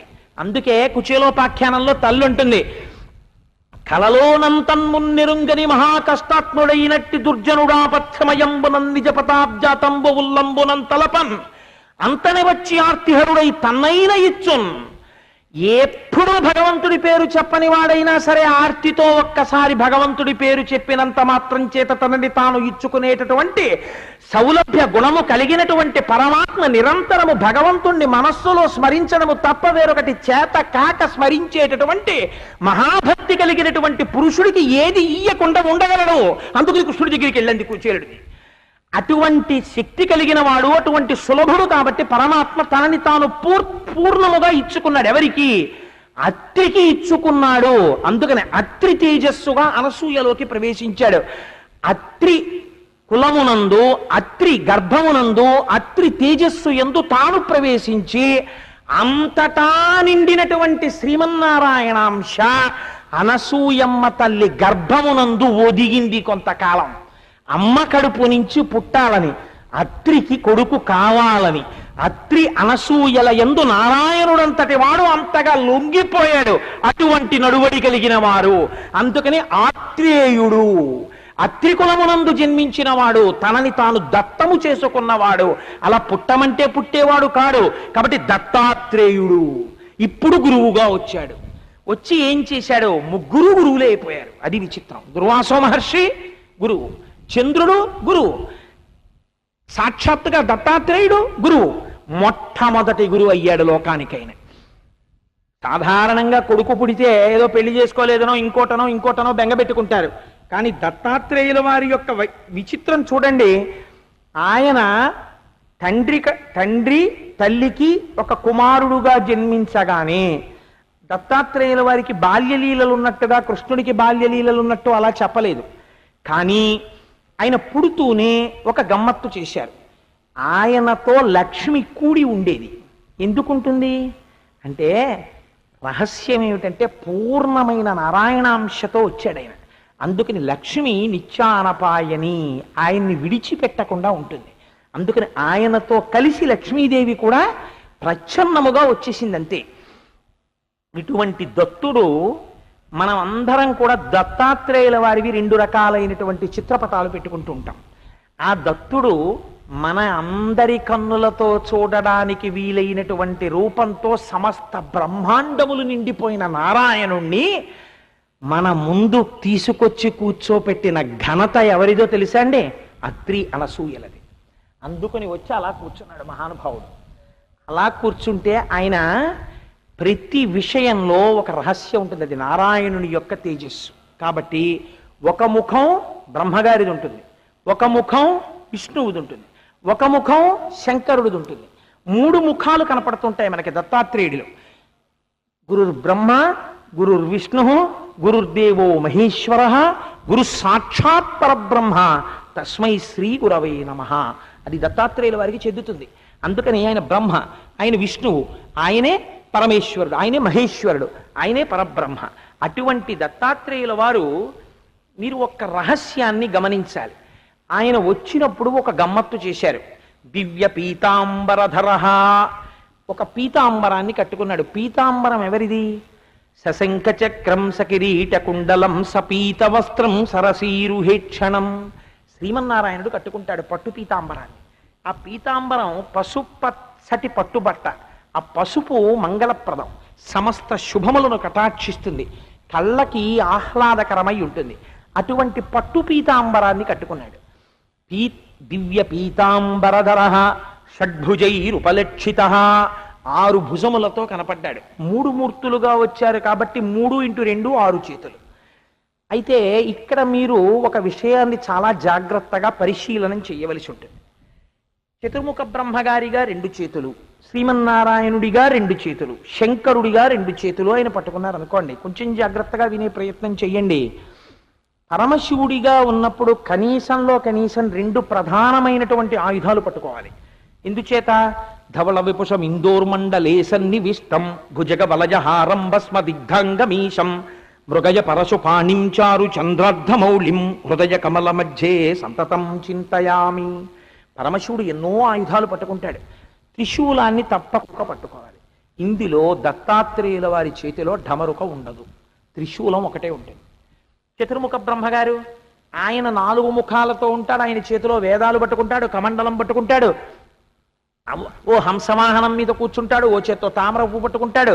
ఇవన్నీ చతుర్ముఖ బ్రహ్మగారు పట్టుకుంటారు. కానీ బ్రహ్మగారు పట్టుకునేటటువంటి వాటిలో దత్తాత్రేయుల వారు పట్టుకున్నది ఇది కమండలం ఒకటే. మిగిలినటువంటి శ్రీమన్నారాయణాంశలో 4 చేతుల్లో పట్టుకునేటటువంటి శంఖ చక్ర గదా పద్మములు 4 పట్టుకున్నారు. ఇప్పుడు వచ్చినటువంటిది గురుస్వరూపం. గురుస్వరూపం రాక్షస సంహారం కోసం వచ్చినది కాదు, ప్రధానంగా అజ్ఞానాన్ని తొలగతోయడానికి వచ్చింది. ఆ దండ ఇంకొంచెం పుటంగా కనపడేటట్టు వేస్తే బాగుండి ఉండేది. ఆయన కూర్చున్నప్పుడు 4 కుక్కలు ఆయన చుట్టూ ఉంటాయి, వెనక ఒక ఆవు ఉంటుంది. ఆయన వీరాసనం వేసుకుని ఆయన కుడిక తొడ మీద ఎడమ పాదాన్ని పెట్టుకుని కూర్చుని ఉంటారు. దాన్ని వీరాసనం అంటారు. ఆయన ఒక పెద్ద శిఖ వేసుకుని ఉంటారు. దాని మించి ఒక నాగుపాం ఒకటి ఇలా పైకి చూస్తుంటుంది. అలా ఉండడం కేవలం ఏదో సరదాగా అలా కొన్ని పట్టుకోవాలి కాబట్టి ఏదో 6 ఏరుకున్నాం పట్టుకుని వచ్చేసారా? లేకపోతే దాని వెనకాతల ఏమైనా రహస్యం ఉన్నదా అంటే, దత్తాత్రేయుల వారి చరిత్ర, గురు చరిత్ర అంటే ఏమిటో తెలుసా అండి?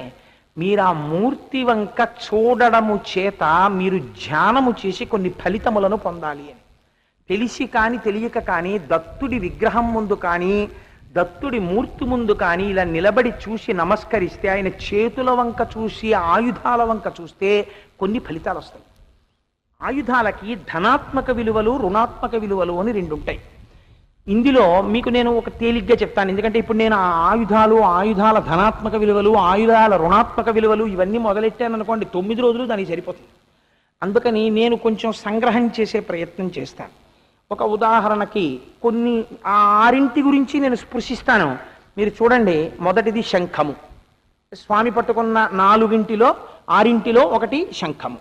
శంఖం అనగానేమి అంటే అమరకోశం ఒక విషయం చెప్పేది.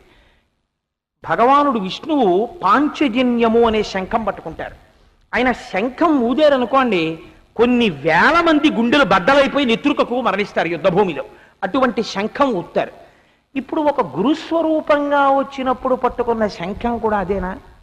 అదే అయితే ఒక గురువుగా ఆయన ఏదో పూజ చేసుకుంటూ ఏదో పర్ణశాలలో కూర్చున్న శంఖం ఊస్తే ఎవరు దానివల్ల ఉపద్రవం పొందాలి? ఎందుకు ఆ శంఖం మరి? అలాంటప్పుడు శంఖం ఎందుకు పట్టుకున్నట్టు దత్తాత్రేయుల వారు అంటే దాని రహస్యం ఏమిటో తెలుసా అండి? శంఖము అనగా బాగా జ్ఞాపకం పెట్టుకోండి, దుఃఖమును పోగొట్టగలిగినది. దుఃఖమును పోగొట్టగలిగిన దానికి శంఖమని పేరు అమరకోశంలో. దుఃఖమును పోగొట్టడం ఏమిటండి? శంఖం దుఃఖాన్ని ఎలా పోగొడుతుంది అంటే, శంఖము అంటే భగవంతుని నోటి గుండా వచ్చినటువంటి వాయువు శంఖంలో ప్రవేశించి ఆ శంఖములోకి వెళ్ళిన వాయువు శంఖనాదముగా పైకొస్తుంది. పరమేశ్వరుడిలో ఉన్నటువంటి వేదమే వేదవాక్కుగా ఆయన నోటి నుంచి గురుస్వరూపంగా బయటికి వస్తుంది. అది ఏం చేస్తుంది? అజ్ఞానాన్ని తీసేస్తుంది, దుఃఖాన్ని తీసేస్తుంది. దుఃఖాన్ని ఎలా తీసేస్తుంది? మీకు నేను ఒక తేలిక ఉదాహరణ చెప్తాను, మీరు ప్రాజ్ఞులు పట్టేసుకుంటారు. నేను మా ఇంట్లో ఒక పిల్లిని పెంచాను. ఆ పిల్లి నేను మరునాడు తెల్లవారుజామున లేచేసరికి ఒక ఎలకని పట్టుకు పరిగెడుతోంది సూర్యుమించి దిగి.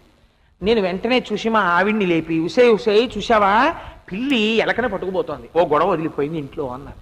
ఎందుకని? ఆ ఎలక నాకు ప్రతిబంధకం. ఆ ఎలక ఇంట్లో ఉన్నవన్నీ పట్టుకుపోతుంటుంది, అన్నీ తినేస్తుంది, అన్నీ కొరికేస్తుంది. అలాంటి ఎలకని పిల్లి పట్టుకుపోయింది ఇవాళ. అమ్మయ్యా అనుకున్నాను. మరునాడు ఉదయం నేను నిద్ర లేచేసరికి ఈ పిల్లి నా ఇంటి పెరట్లో ఉన్న కోడిని ఎత్తుకుపోతోంది. ఇప్పుడు నేను చూసి మా ఆవిడ్ని లేపి, ఓసి ఓసి ఓసి ఓసి చూసావా, దిక్కుమాలిన పిల్లి కోడిని ఎత్తుకుపోయింది అన్నాను. ఎలకనెత్తుకుపోతే సుఖం ఎందుకు, కోడిని ఎత్తుకుపోతే బాధ ఎందుకు? ఎత్తుకుపోయింది, రెండింటిని ఎత్తుకుపోయింది పిల్లే. రెండింటిని ఎత్తుకుపోయినప్పుడు కోడిని ఎత్తుకుపోయి గుడ్లు ఎత్తుకుందామని, ఎలకనెత్తుకుపోయినప్పుడు తినేద్దామని పట్టుకెళ్ళలేదు. రెండింటిని తినాలనే పట్టుకెళ్ళింది. పట్టుకెళ్ళినప్పుడు పిల్లి యందు ఒక భావనతోనే పట్టుకెళ్ళింది. ఒకటి పట్టుకెళ్ళినప్పుడు నీకు ఏడుపు, ఒకటి పట్టుకెళ్ళినప్పుడు సంతోషం ఎందుకు వచ్చాయి ఆలోచించండి. అంటే ఎలక నీకు కావలసిన వాటిని అది తినేస్తోంది, అందుకని దాన్ని పిల్లి తినేస్తే నీకు సంతోషం. నువ్వు తినవలసిన దాన్ని పిల్లి తినేస్తే నీకు ఏడుపు, అందుకని కోడిని తినేస్తే నీకు బాధ. అంటే ఏడుపుకి కారణం పిల్లిలో ఉందా, నీ మనస్సులో ఉందా? నీ మనస్సులో ఉంది. కోడి మీద మమకారం, ఎలక మీద ప్రతీకారం. అందుకని ఎలకనెత్తుకుపోతే సంతోషించావు, కోడిని ఎత్తుకుపోతే ఏడ్చావు. ఈ మమకారం అనేటటువంటి కొక్కాన్ని తీసుకెళ్ళి మనం ఎవరికి తగిలిస్తూ ఉంటామంటే, ఏవి ప్రపంచమునందు కాలములో వచ్చి కాలములో వెళ్ళిపోతాయో, ఏవి శాశ్వతములు కావో వాటన్నిటికీ తీసుకెళ్ళి కొక్కాన్ని తగిలిస్తాం. చేతిలో మేకు పట్టుకున్నవాడు గోడకి తీసుకెళ్ళి తగిలిస్తే పర్వాలేదు, తలుపుకు తీసుకెళ్ళి తగిలిస్తే పర్వాలేదు. ఎక్కడ మేకు కొట్టడం మానేసి ఎక్కడ కొడదామన్నా కన్నం పట్టలేదండి, అందుకని మేకు తీసుకెళ్ళి ప్లగ్ కన్నం కనపడుతోంది, ప్లగ్ కన్నంలో పెట్టి కొడతానని కన్నంలో పెట్టాడు అనుకోండి, ఏమవుతుంది? షాక్ కొడుతుంది. మనం కూడా ఏం చేస్తామంటే మనస్సుని తీసుకెళ్ళి ప్రతి అశాశ్వతమైన వస్తువు మీద పెడతాం. అది ఏం చేస్తుంది? కాలములో వస్తుంది, వెళ్ళిపోతుంది. దానికి ఒక అహంకారము మమకారము ఉంటాయి. కాబట్టి ఇది దుఃఖమునకు కారణం అవుతున్నది. నీ మమకారమే దుఃఖమునకు కారణము. ఒక్కొక్కసారి ఈ దుఃఖము చాలా చిత్రంగా ఉంటుంది, తనతో వదిలిపెట్టదు. ఈ దుఃఖం వదిలిపెట్టకుండా ఇది ఎంత చిత్రంగా ఉంటుందో తెలుసా అండి? నేను ఇప్పుడు చెప్పిన ఉదాహరణలో దుఃఖము ఎక్కడి వరకు ఉందంటే, కోడిని ఎత్తుకుపోయిందని మీ వరకే బాధపడతారు. ఒక్కొక్కడి ధూర్తతనం ఎలా ఉంటుందో తెలుసా అండి? వాడి వెర్రి తీసుకెళ్లి అవతల వాళ్ళ మీద రుద్దేసి చాలా మందిని దుఃఖపెట్టేస్తుంటాడు. ఇది ఎంత చిత్రంగా! ఇలాంటి వాళ్ళందరినీ రక్షించగలిగిన వాడు, మార్చగలిగిన వాడు ఎవరో తెలుసా అండి? గురువు ఒక్కడే. దుఃఖమును ఎవ్వరూ తీలేరు. ఇంకోటి కోడి పెట్టని తేగలడేమో, పిల్లి రోజు కోడి పెట్టి ఎత్తుకోకుండా ఎక్కడ చూస్తాడు? కోడిని ఎత్తుకుపోతే పోన్లేవయా, ఈశ్వరుడు ఇవాళ పిల్లి రూపంలో వచ్చి కోడిని తిన్నాడు, ఈశ్వరుడికి నేను భోజనం పెట్టానని సంతృప్తి పడ్డాడు అనుకోండి. అలా మారగలగాలంటే గురువాక్యం వినాలి. అప్పుడు వాడు సుఖ దుఃఖాతీతుడై ఉంటాడు తప్ప మామూలుగా అయితే ఎప్పుడు ఏడుస్తూనే ఉంటాడు. మీరు చూడండి ఎంత అజ్ఞాన లంపటత్వంతో, ఎటువంటి దుఃఖ కారణంతో ఉంటారో చూడండి. మనకి ఒకసారి రమణ మహర్షి చెప్పినటువంటి ఒక ఉదాహరణే నాకు స్ఫురణకొస్తోంది. పూర్వకాలంలో ఒకానొకప్పుడు జనకుడు అని ఒక రాజు మిథిలా నగరానికి. ఏమంటే ద్వాపరయుగంలో జనకుడు ఏమిటండి అని అడిగాను నేను. జ్ఞాపరయుగంలో జనకుడు కాదయా, మిథిలిని ఏలినటువంటి వాళ్ళు ఎవరైనా జనకుడే పేరు, ఇంకో పేరు ఉండదని చెప్పాను. అందుకని మిథిలా నగరాన్ని ఎవరు పరిపాలించినా జనకుడనే అంటారు. అందుకని అస్తమానం సీతమ్మ తల్లి తండ్రి జనకుడనే మీరు అనుకోకండి. ఆ జనక మహారాజు గారు పరిపాలన చేస్తున్న కాలంలో ఆయన దగ్గరికి ఉపనయనం చేసుకున్నటువంటి ఒక బ్రాహ్మణ పిల్లవాడు వచ్చాడు, వటువు. వస్తే ఆయన అన్నాడు, అబ్బో వటువు, నువ్వు ఉపనయనం చేసుకున్నావు, నీకేమైనా శాస్త్ర ప్రవేశం ఉందా అన్నాడు. అంటే ఆ పిల్లాడు అన్నాడు, ఉందండి, నేను శాస్త్రం చదువుకున్నాను అన్నాడు. ఏది 4 వాక్యాలు చెప్పు శాస్త్రంలోంచి అన్నాడు. వాడు పాపం ఆ శాస్త్రం పట్టుకుని ఇంద్రియాన్ని బలిష్టాని నియుక్త అనిమానదా అని ఏవో కొన్ని శ్లోకాలు చదివి ఇంద్రియములు చాలా బలిష్టమైనవి, దాన్ని ఎవరూ అణచలేరు, కానీ వీటన్నింటినీ కూడా దాటిపోయేటటువంటి బ్రహ్మజ్ఞానం అని ఒకటి ఉన్నది. ఈ బ్రహ్మజ్ఞానము కలిగితే లోకమంతా అనిత్యమని తెలిసిపోతుంది. ఈ బ్రహ్మజ్ఞానం ఎంతసేపట్లో కలుగుతుంది, ఎన్నాళ్ల తర్వాత కలుగుతుంది అంటే శాస్త్రం ఏమందో తెలుసా? గుర్రమునకు కట్టబడినటువంటి పాదములు పెట్టుకునే రికాబులో ఒక రికాబులో కాలు పెట్టి రెండవ కాలు ఎత్తే లోపల బ్రహ్మజ్ఞానము కలగవచ్చు అని చెప్పింది అని తెలివాడు వాడు.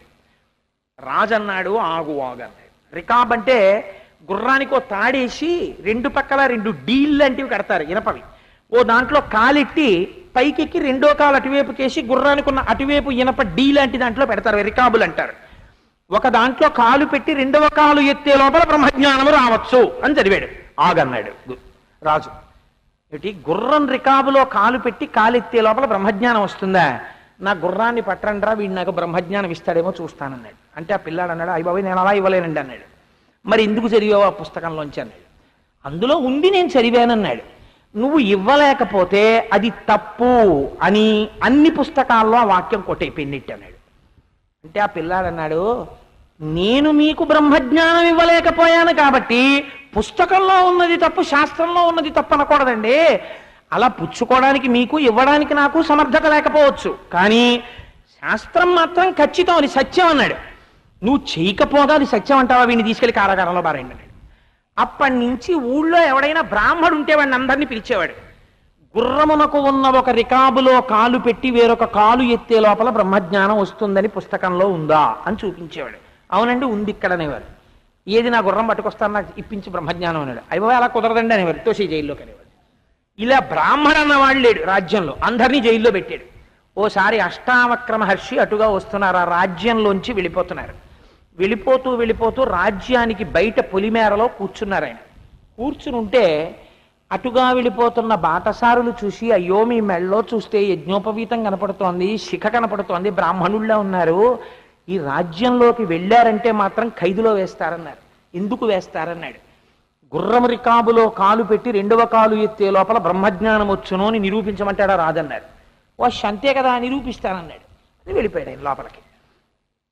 తీసుకెళ్ళిపోయారు. ఎవడో వచ్చాడు మళ్ళీ వెరి బ్రాహ్మణుడు అని చెప్పి గబగబా తీసుకుపోయారు. తీసుకుపోతే ఆయన తేజస్సు చూసి రాజుకు అనుమానం వచ్చింది. నమస్కారం పెట్టి వెంటనే ఇదే ప్రశ్న అడిగాడు. ఇంకా ఒక్కొక్కడి వెర్రి ఎంత దుఃఖానికి కారణం అవుతుందో చూడండి, ఇంతమంది దుఃఖానికి కారణమైంది అది. ఏమంటే ఇలా జరుగుతుందా అని అడిగాడు.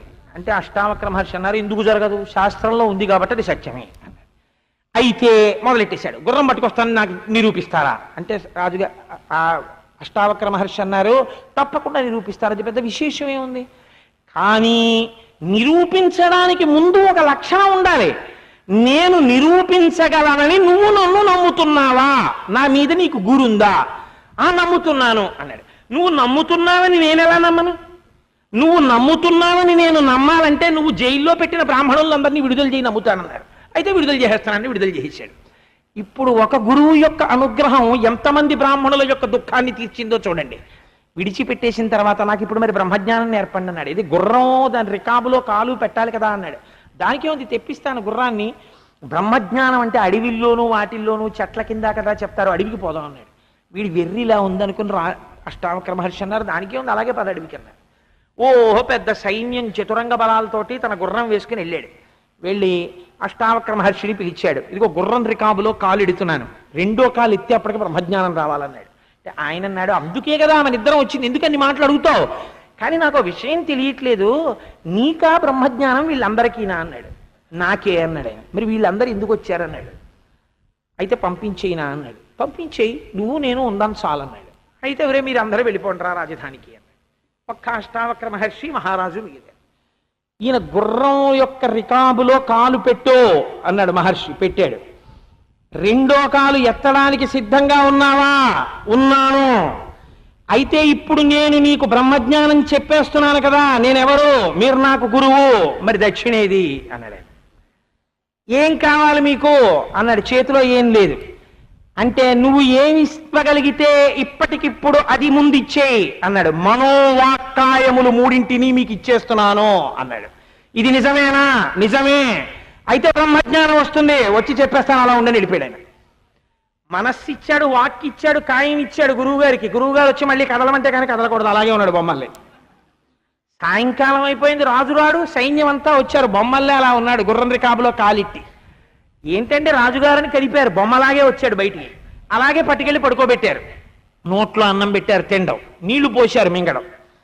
ఒరే మన రాజుని ఇలా పాడు చేసేసాడు రా, అష్టావక్ర మహర్షి ఎక్కడికి పారిపోయాడో వెళ్ళి తీసుకురంటారా, గబగబా రాలేడు, 8 వంకర్లు కూడాను, పల్లకి పట్టండి అన్నారు. పంపించారు, ఎక్కడో పొదలో కూర్చుని ఉన్నాడు ఈయన. ఓ పల్లకి ఎక్కించి తీసుకొస్తుంటే మంత్రి గారికి చూసి అనుమానం వచ్చింది. ఏమిటా ఇవన్నీ ఇలా తీసుకొస్తున్నారు పల్లకీలోను, మన రాజుని పాడు చేసేసేసినే కాకుండా పల్లకి ఒకటి గట్టిగా ఏమన్నా అంటే మళ్ళీ ఎక్కడికి వెళ్ళిపోతాడేమో అని ఎంతో గౌరవంగా తీసుకొచ్చి, మా రాజుగారు ఏమిటండి ఇలా ఉన్నాడు అన్నారు. ఏం రాజా ఎందుకు అలా ఉన్నావు అన్నారు. నా మనోవాక్కాయములను మీకు ఇచ్చేశాను కనుక అన్నాడు. ఆ రాజా మామూలుగా లేచి కూర్చున్నారు. అన్నం తిన్నాడు. ఆ రాజా ఇప్పుడు నీకు గురువు నందు గురి కుదిరినది, ఇప్పుడు నేను గురువును, నువ్వు శిష్యుడవు కదా, ఇప్పుడు నీకు బ్రహ్మజ్ఞానం చెప్తాను రా. వీళ్ళందరూ ఎందుకు, గాఢాంధకారం తీసుకెళ్లి రాజాంతఃపురంలో ఒక గదిలో కూర్చోపెట్టి తాను ఉచితాసనమునందు కూర్చున్నాడు. రాజు నేల మీద కూర్చుని వింటున్నాడు. అప్పుడు చెప్పాడు అష్టావక్ర గీత. తెల్లవారేటప్పటికి బ్రహ్మజ్ఞానం వచ్చి ధ్యానమునందు నువ్వు ఎవరో కావురా, నువ్వే పరమాత్మ స్వరూపుడవు, జీవుడు అనుకుంటున్నావు, తత్వమసి, తత్వం అసి, అది నీవయ్యున్నావు, నీవే పరబ్రహ్మానివి, ఒక్కసారి పైన ఉన్న పొల్లు తీసి చూడు, లోపలున్న జ్యోతి నువ్వు అని హస్తమస్తక ప్రయోగం చేశాడు, చెయ్యి వేశాడు తల మీద. బ్రహ్మజ్ఞానం వచ్చి ఆనంద తన్మయావస్థలో తెల్లవారే వరకు గడిపేసి, మహానుభావా నాకు బ్రహ్మజ్ఞానాన్ని చెప్పావయ్యా, అనుభవించాను ఆనందం అన్నాడు. ఏ గుర్రం రికాబులో కాలు పెడతావా అన్నాడు. దిక్కుమాలిన రికాబు ఇంకెందుకండి అన్నాడు. ఇప్పుడు చెప్పండి, గురువు యొక్క వాక్కు వలన అజ్ఞాన విచ్ఛేదమై దుఃఖం నశించి వారికి, వారి వెనకనున్న వారికి కూడా దుఃఖం పోయి నిరంతర ఆనంద స్థితి యందు ఉండగలిగినట్టుగా తన మాట చేత ఎవడు చేయగలడో వాడు గురువు. అందుకని చేతి యందు శంఖం పట్టుకున్నాడు ఆయన. దుఃఖ వినాశనము చేయగలిగిన సద్గురువుని నేను తత్వోపదేశము చేయగలను, నా మాట చేత కొన్ని కోట్ల జన్మల నుంచి ఉన్నటువంటి అజ్ఞానమును తీసేస్తాను. ఇది చెప్పడానికి దత్తాత్రేయుల వారి చేతిలో శంఖం ఉంటుంది. ఆ శంఖాన్ని దర్శనం చేస్తే మనకి దుఃఖ నివృత్తి అవుతుంది. రెండవదేది, ఇలా 6 చెప్పేస్తాడేమో అని మీరు బెంగపెట్టుకోకండి, నేను ఏ 8:30 దగ్గర మిమ్మల్ని ఇంటికి పంపించేసే ఏర్పాటు చేసేస్తాను. అందుకని రెండవది చక్రము. చక్రము చాలా గమ్మత్తైంది. చక్రము ఏమిస్తుంది అని అడిగారు. అమరకోశంలో చక్రం గురించి ఒక గొప్ప మాట. సుదర్శనాన్ని ఆయన ఎప్పుడు ప్రయోగిస్తాడు? విష్ణువు రాక్షస సంహారానికి ప్రయోగిస్తాడు. ఒక గురువుగా ఆయనకి సుదర్శన చక్రం ఎందుకండి? రాక్షస సంహారాలు కాదుగా చేసేది. చక్రము దేనికి పనికొస్తుంది అంటే చక్రము విజయమును చేకూరుస్తుంది.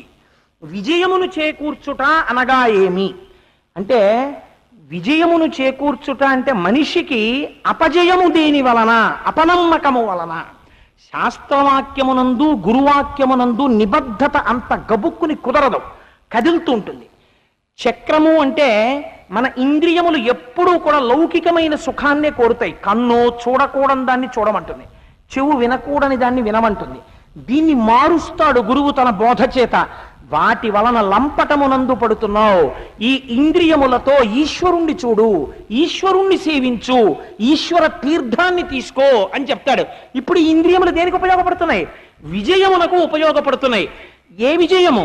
ఈశ్వరుణ్ణి చేరుకోవడానికి ఇవే ఇంద్రియాలు ఉపయోగపడుతున్నాయి. ఇంద్రియాలదా తప్పు, ఇంద్రియములను వాడుకోవడంలో తప్ప. బ్లేడు తప్పు కాదు. ఒక బ్లేడుతో ఒక ఆయన పేక్ కోసుకున్నాడు, ఓ బ్లేడుతో ఒక ఆయన యాపిల్ పండు కోసుకున్నాడు. ఇంద్రియములతో ఒక మహాపురుషుడు ఏం చేస్తున్నాడు?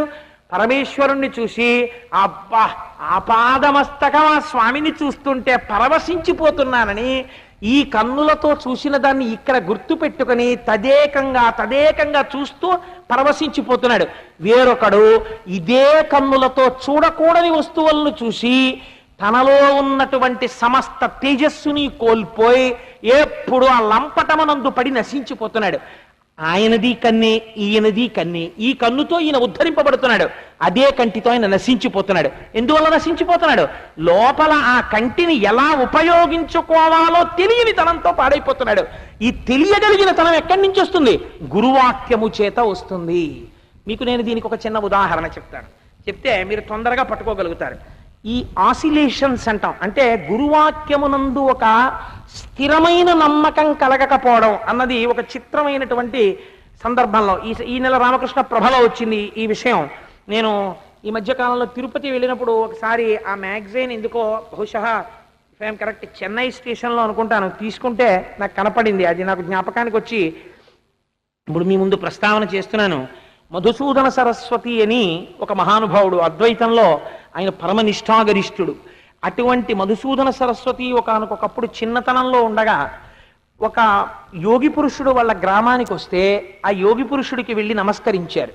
నమస్కరిస్తే ఆయన చూసి నీ ముఖంలో చాలా తేజస్సు కనపడుతోంది, నువ్వు చాలా సత్వగుణ సంపన్నుడవు, అంటే ఇంద్రియములను ఎలా వాడుకోవాలో చెప్తే నీకు అర్థమవుతుంది, అందుకని నీకు నేను ఉపదేశం చేస్తున్నాను, నువ్వు కృష్ణ మంత్రాన్ని జపం చెయ్యి, నీకు కృష్ణ సాక్షాత్కారం అవుతుందన్నారు. ఆయన కొన్ని సంవత్సరముల పాటు కృష్ణాలయంలో కూర్చుని కృష్ణ మంత్రోపాసనం చేశారు. ఆయనకి కృష్ణ దర్శనం అవ్వలేదు. అవ్వకపోతే ఆయనకి కోపం వచ్చింది. ఎవడో వచ్చి నాకు ఈ మాట చెప్పాడు అనవసరంగా, ఇన్ని సంవత్సరాలు దుర్వినియోగం అయిపోయింది, ఇంకా నేను ఈ మంత్రం చెయ్యనని విడిచిపెట్టేసి తిరుగుతుంటే ఓ రోజున చెప్పు తెగిపోయింది. చెప్పు తెగిపోతే చెప్పు కుట్టించుకుందామని చెప్పులు కుట్టేవాడి దగ్గరికి వెళ్ళారు. వెళ్ళి చెప్పు అక్కడ పెట్టి కుట్టు అన్నారు. కుడతానులేండి అని వాడు అక్కడ ఉన్న డబ్బా విప్పి తామలపాకులు తీసుకుని సున్నం రాసుకుని చిగుర్లు తెంపి అందులో వక్కపొడి వేసుకుని చక్కగా చుట్టుకుని నోట్లో వేసుకుని నవ్వులుతున్నాడు. మధుసూదన సరస్వతి కోపం వచ్చింది, నీకు బుద్ధిహీనుడా, చెప్పులు కుట్టు అంటే తమలపాకులు వేసుకుంటామే, చెప్పులు కుట్టాలని తెలీదా అంటే చెప్పులు కుట్టే ఆయన నవ్వి అన్నాడు, ఇంత తొందరగా కోపం వచ్చేవాడివి కాబట్టి అన్నేళ్ళు చేసిన కృష్ణ మంత్రం మధ్యలో వదిలేశావు అన్నాడు. ఇప్పుడు మధుసూదన సరస్వతి తెల్లబోయి, ఒరే నువ్వు చెప్పులు కుట్టేవాళ్ళే కనపడుతున్నావు కానీ నేను కృష్ణమంత్రం చేసి వదిలేశానని నీకు ఎలా తెలిసిందిరా అన్నాడు. అంటే ఆయన అన్నాడు, అబ్బే ఏముందిలేండి, నాకో మహానుభావుడో మంత్రం ఇచ్చాడు, దాన్ని భూతవశ్య మంత్రం అంటారు. నేను 6 నెలలు చేశాను, చేస్తే నా ఎదురుగుండా నిలబడిన వారి మనసులో ఉన్నటువంటి విషయాల్ని నేను కనిపెట్టగలుగుతాను, నాకు ఆ శక్తి వచ్చిందన్నాడు. ఒరే నువ్వేనయ్యనరా, నీకు మంచి గురువు దొరికాడు, 6 నెలల్లో ఈ సిద్ధి వచ్చేసింది, నాకు కృష్ణమంత్రం ఇన్ని ఏళ్ళు జపించినా కృష్ణుడి దర్శనం అవ్వాలా, ఒరే నాకు ఆ మంత్రం నేర్పరా, నేను ఆ భూతవశ్య మంత్రం నేర్చుకుని ఈ సిద్ధి పొందుతానన్నారు. దానికే ఉందండి పంతులు గారు చెప్తాను రండి అని వాడు ఆ మంత్రం చెప్పాడు. ఈయన వెళ్ళి 6 నెలలు కాదు 9 నెలలో 12 నెలలో చేశారు. ఆ మంత్రానికి అది ఫలించలేదు. ఓ కర్రట్టుకుని చెప్పులు కుట్టేవాడిని కొట్టడానికి వచ్చారు. యారా నాకు భూతవశ్య మంత్రం నేర్పుతానని ఏదో నేర్పావు, ఒక్క భూతం రాలేదు, నాకు వశపడలేదు, ఎందుకు నేర్పావు ఇది అన్నారు. అంటే ఆయన అన్నారు, ఏమండి మీ దగ్గర 6 నెలలు మీరు భూతవశ్య మంత్రం చెయ్యగానే మీకు వశపడదామని భూతాలు వచ్చి నించుందామని వచ్చాయి, కానీ మీరు కొన్ని సంవత్సరాలు చేసిన కృష్ణ మంత్రము యొక్క తేజస్సు కనపడితే భయపడి పారిపోతున్నాయి. ఇంత తేజస్సు పొందిన వాడివి ఇంకొక కొన్ని సంవత్సరాలు కృష్ణ మంత్రం చేస్తే కృష్ణ దర్శనాన్ని పొంది ఎంత భాగవతుడు అవుదువో, దిక్కుమాల మంత్రం కోసం తిరుగుతావు ఎందుకయ్యా అన్నాడు. నా జన్మ, ఈయనకున్న ఆలోచన నాకు రాలేదని మధుసూదన సరస్వతి వెళ్ళి కృష్ణమంత్రం చేశారు. కృష్ణ పరమాత్మ దర్శనమైంది. అద్వైతంలో భగవద్గీతకు వ్యాఖ్యానం చేసి మహాపురుషుడై ఇవాళ మధుసూదన సరస్వతి పేరు చెప్తే నమస్కారం చేస్తారు. అంతటి గురువు అయ్యాడు. కాబట్టి ఆ గురువుకి గురివి నేర్పిన వాడెవరో ఆ గురి నేర్పిన వాడు గురువు. అందుకే రమణులు అంటారు, ఎవడి వలన నీకు గురి కుదురుతోందో వాడు గురువై నిలబడినాడు. ఇప్పుడు యథార్థములకు మధుసూదన సరస్వతికి గురువుల్లో ఎవరిని చెప్పాలి? ఓ చెప్పులు కుట్టేవాడిని కూడా చెప్పాలి. కాబట్టి ఏమైనది అంటే ఒకానొక నాడు మీ మనస్సులో వచ్చేటటువంటి ఊగిసలాటని తొలగించి మీ అపజయములకు కారణమై మీ ఇంద్రియములను మీరు నిగ్రహించి మీ మనస్సుని మీరు నిలబెట్టలేని స్థితిలో గురువన్నవాడు మాత్రమే తన మాటల చేత మళ్ళీ మిమ్మల్ని భగవంతుని వైపు ఉన్ముఖం చేసి మళ్ళీ మిమ్మల్ని ఈశ్వర సాక్షాత్కారము వైపుకు నడిపించగలిగినటువంటి శక్తి సామర్థ్యములు కలిగినటువంటి అగ్నిహోత్ర సమానమైన వాక్కుల చేత భగవంతుని వైపుకు నడిపించగలడు. మిగిలిన వారు మాట్లాడే మాటలు పొల్లు, పనికిరాని మాటలు. కాబట్టి ఇటువంటి మాటలున్నవాడను నేను, మీకు జయమును కలిగించగలిగిన వాడను. మీ శత్రువులు మీ ఇంద్రియములే, మీలో ఉన్న కామ క్రోధ లోభ మద మోహమాశ్చర్యములే. నన్ను ఉపాసన చేశారా, నా చేతి చక్రాన్ని చూశారా, నా గురించి విన్నారా, నా కథ చదివారా, నా కథ విన్నారా, నా పుస్తకం పారాయణ చేశారా, కొన్ని కోట్ల జన్మల నుంచి పట్టిన శత్రువులను తొలగతోసి మీకు విజయమీయగలను. అందుకని చక్రం పట్టాడు ఆయన. ఇందుకని దత్తాత్రేయుల వారు శంఖ చక్రములు, గద, పద్మము, శూలము, తదుపరి కమండలము, వీరాసనము, జింక చర్మము, చెట్టు, మట్టితో కూడినటువంటి వేదిక, వీరాసనము, ఒక 2 కాళ్ళకి వేసుకున్న పాదుకలు, ఒకటి విడిచిపెట్టిన పాదుక, ఒకటి కనపడుతున్న పాదము, వీటి వెనకనున్న రహస్యమేమి? ఇది తెలిసి దత్తాత్రేయుల వారి వంక చూసి ఒక్క నమస్కారం చేస్తే ఉత్తర క్షణంలో వారి అనుగ్రహం కలుగుతుంది. ఆ కూర్చున్నటువంటి మహానుభావుని యొక్క స్థితిని గూర్చి మిగిలిన విషయాలు వివరణ చేస్తాను. అలా వివరణ చేయగలిగిన శక్తి దత్తాత్రేయ ప్రభువు నాకు కటాక్షించుగాక అని స్వామి పాదములు పట్టి ప్రార్థన చేస్తూ సర్వం శ్రీ ఉమామహేశ్వర పరబ్రహ్మార్పణమస్తు. స్వస్తి.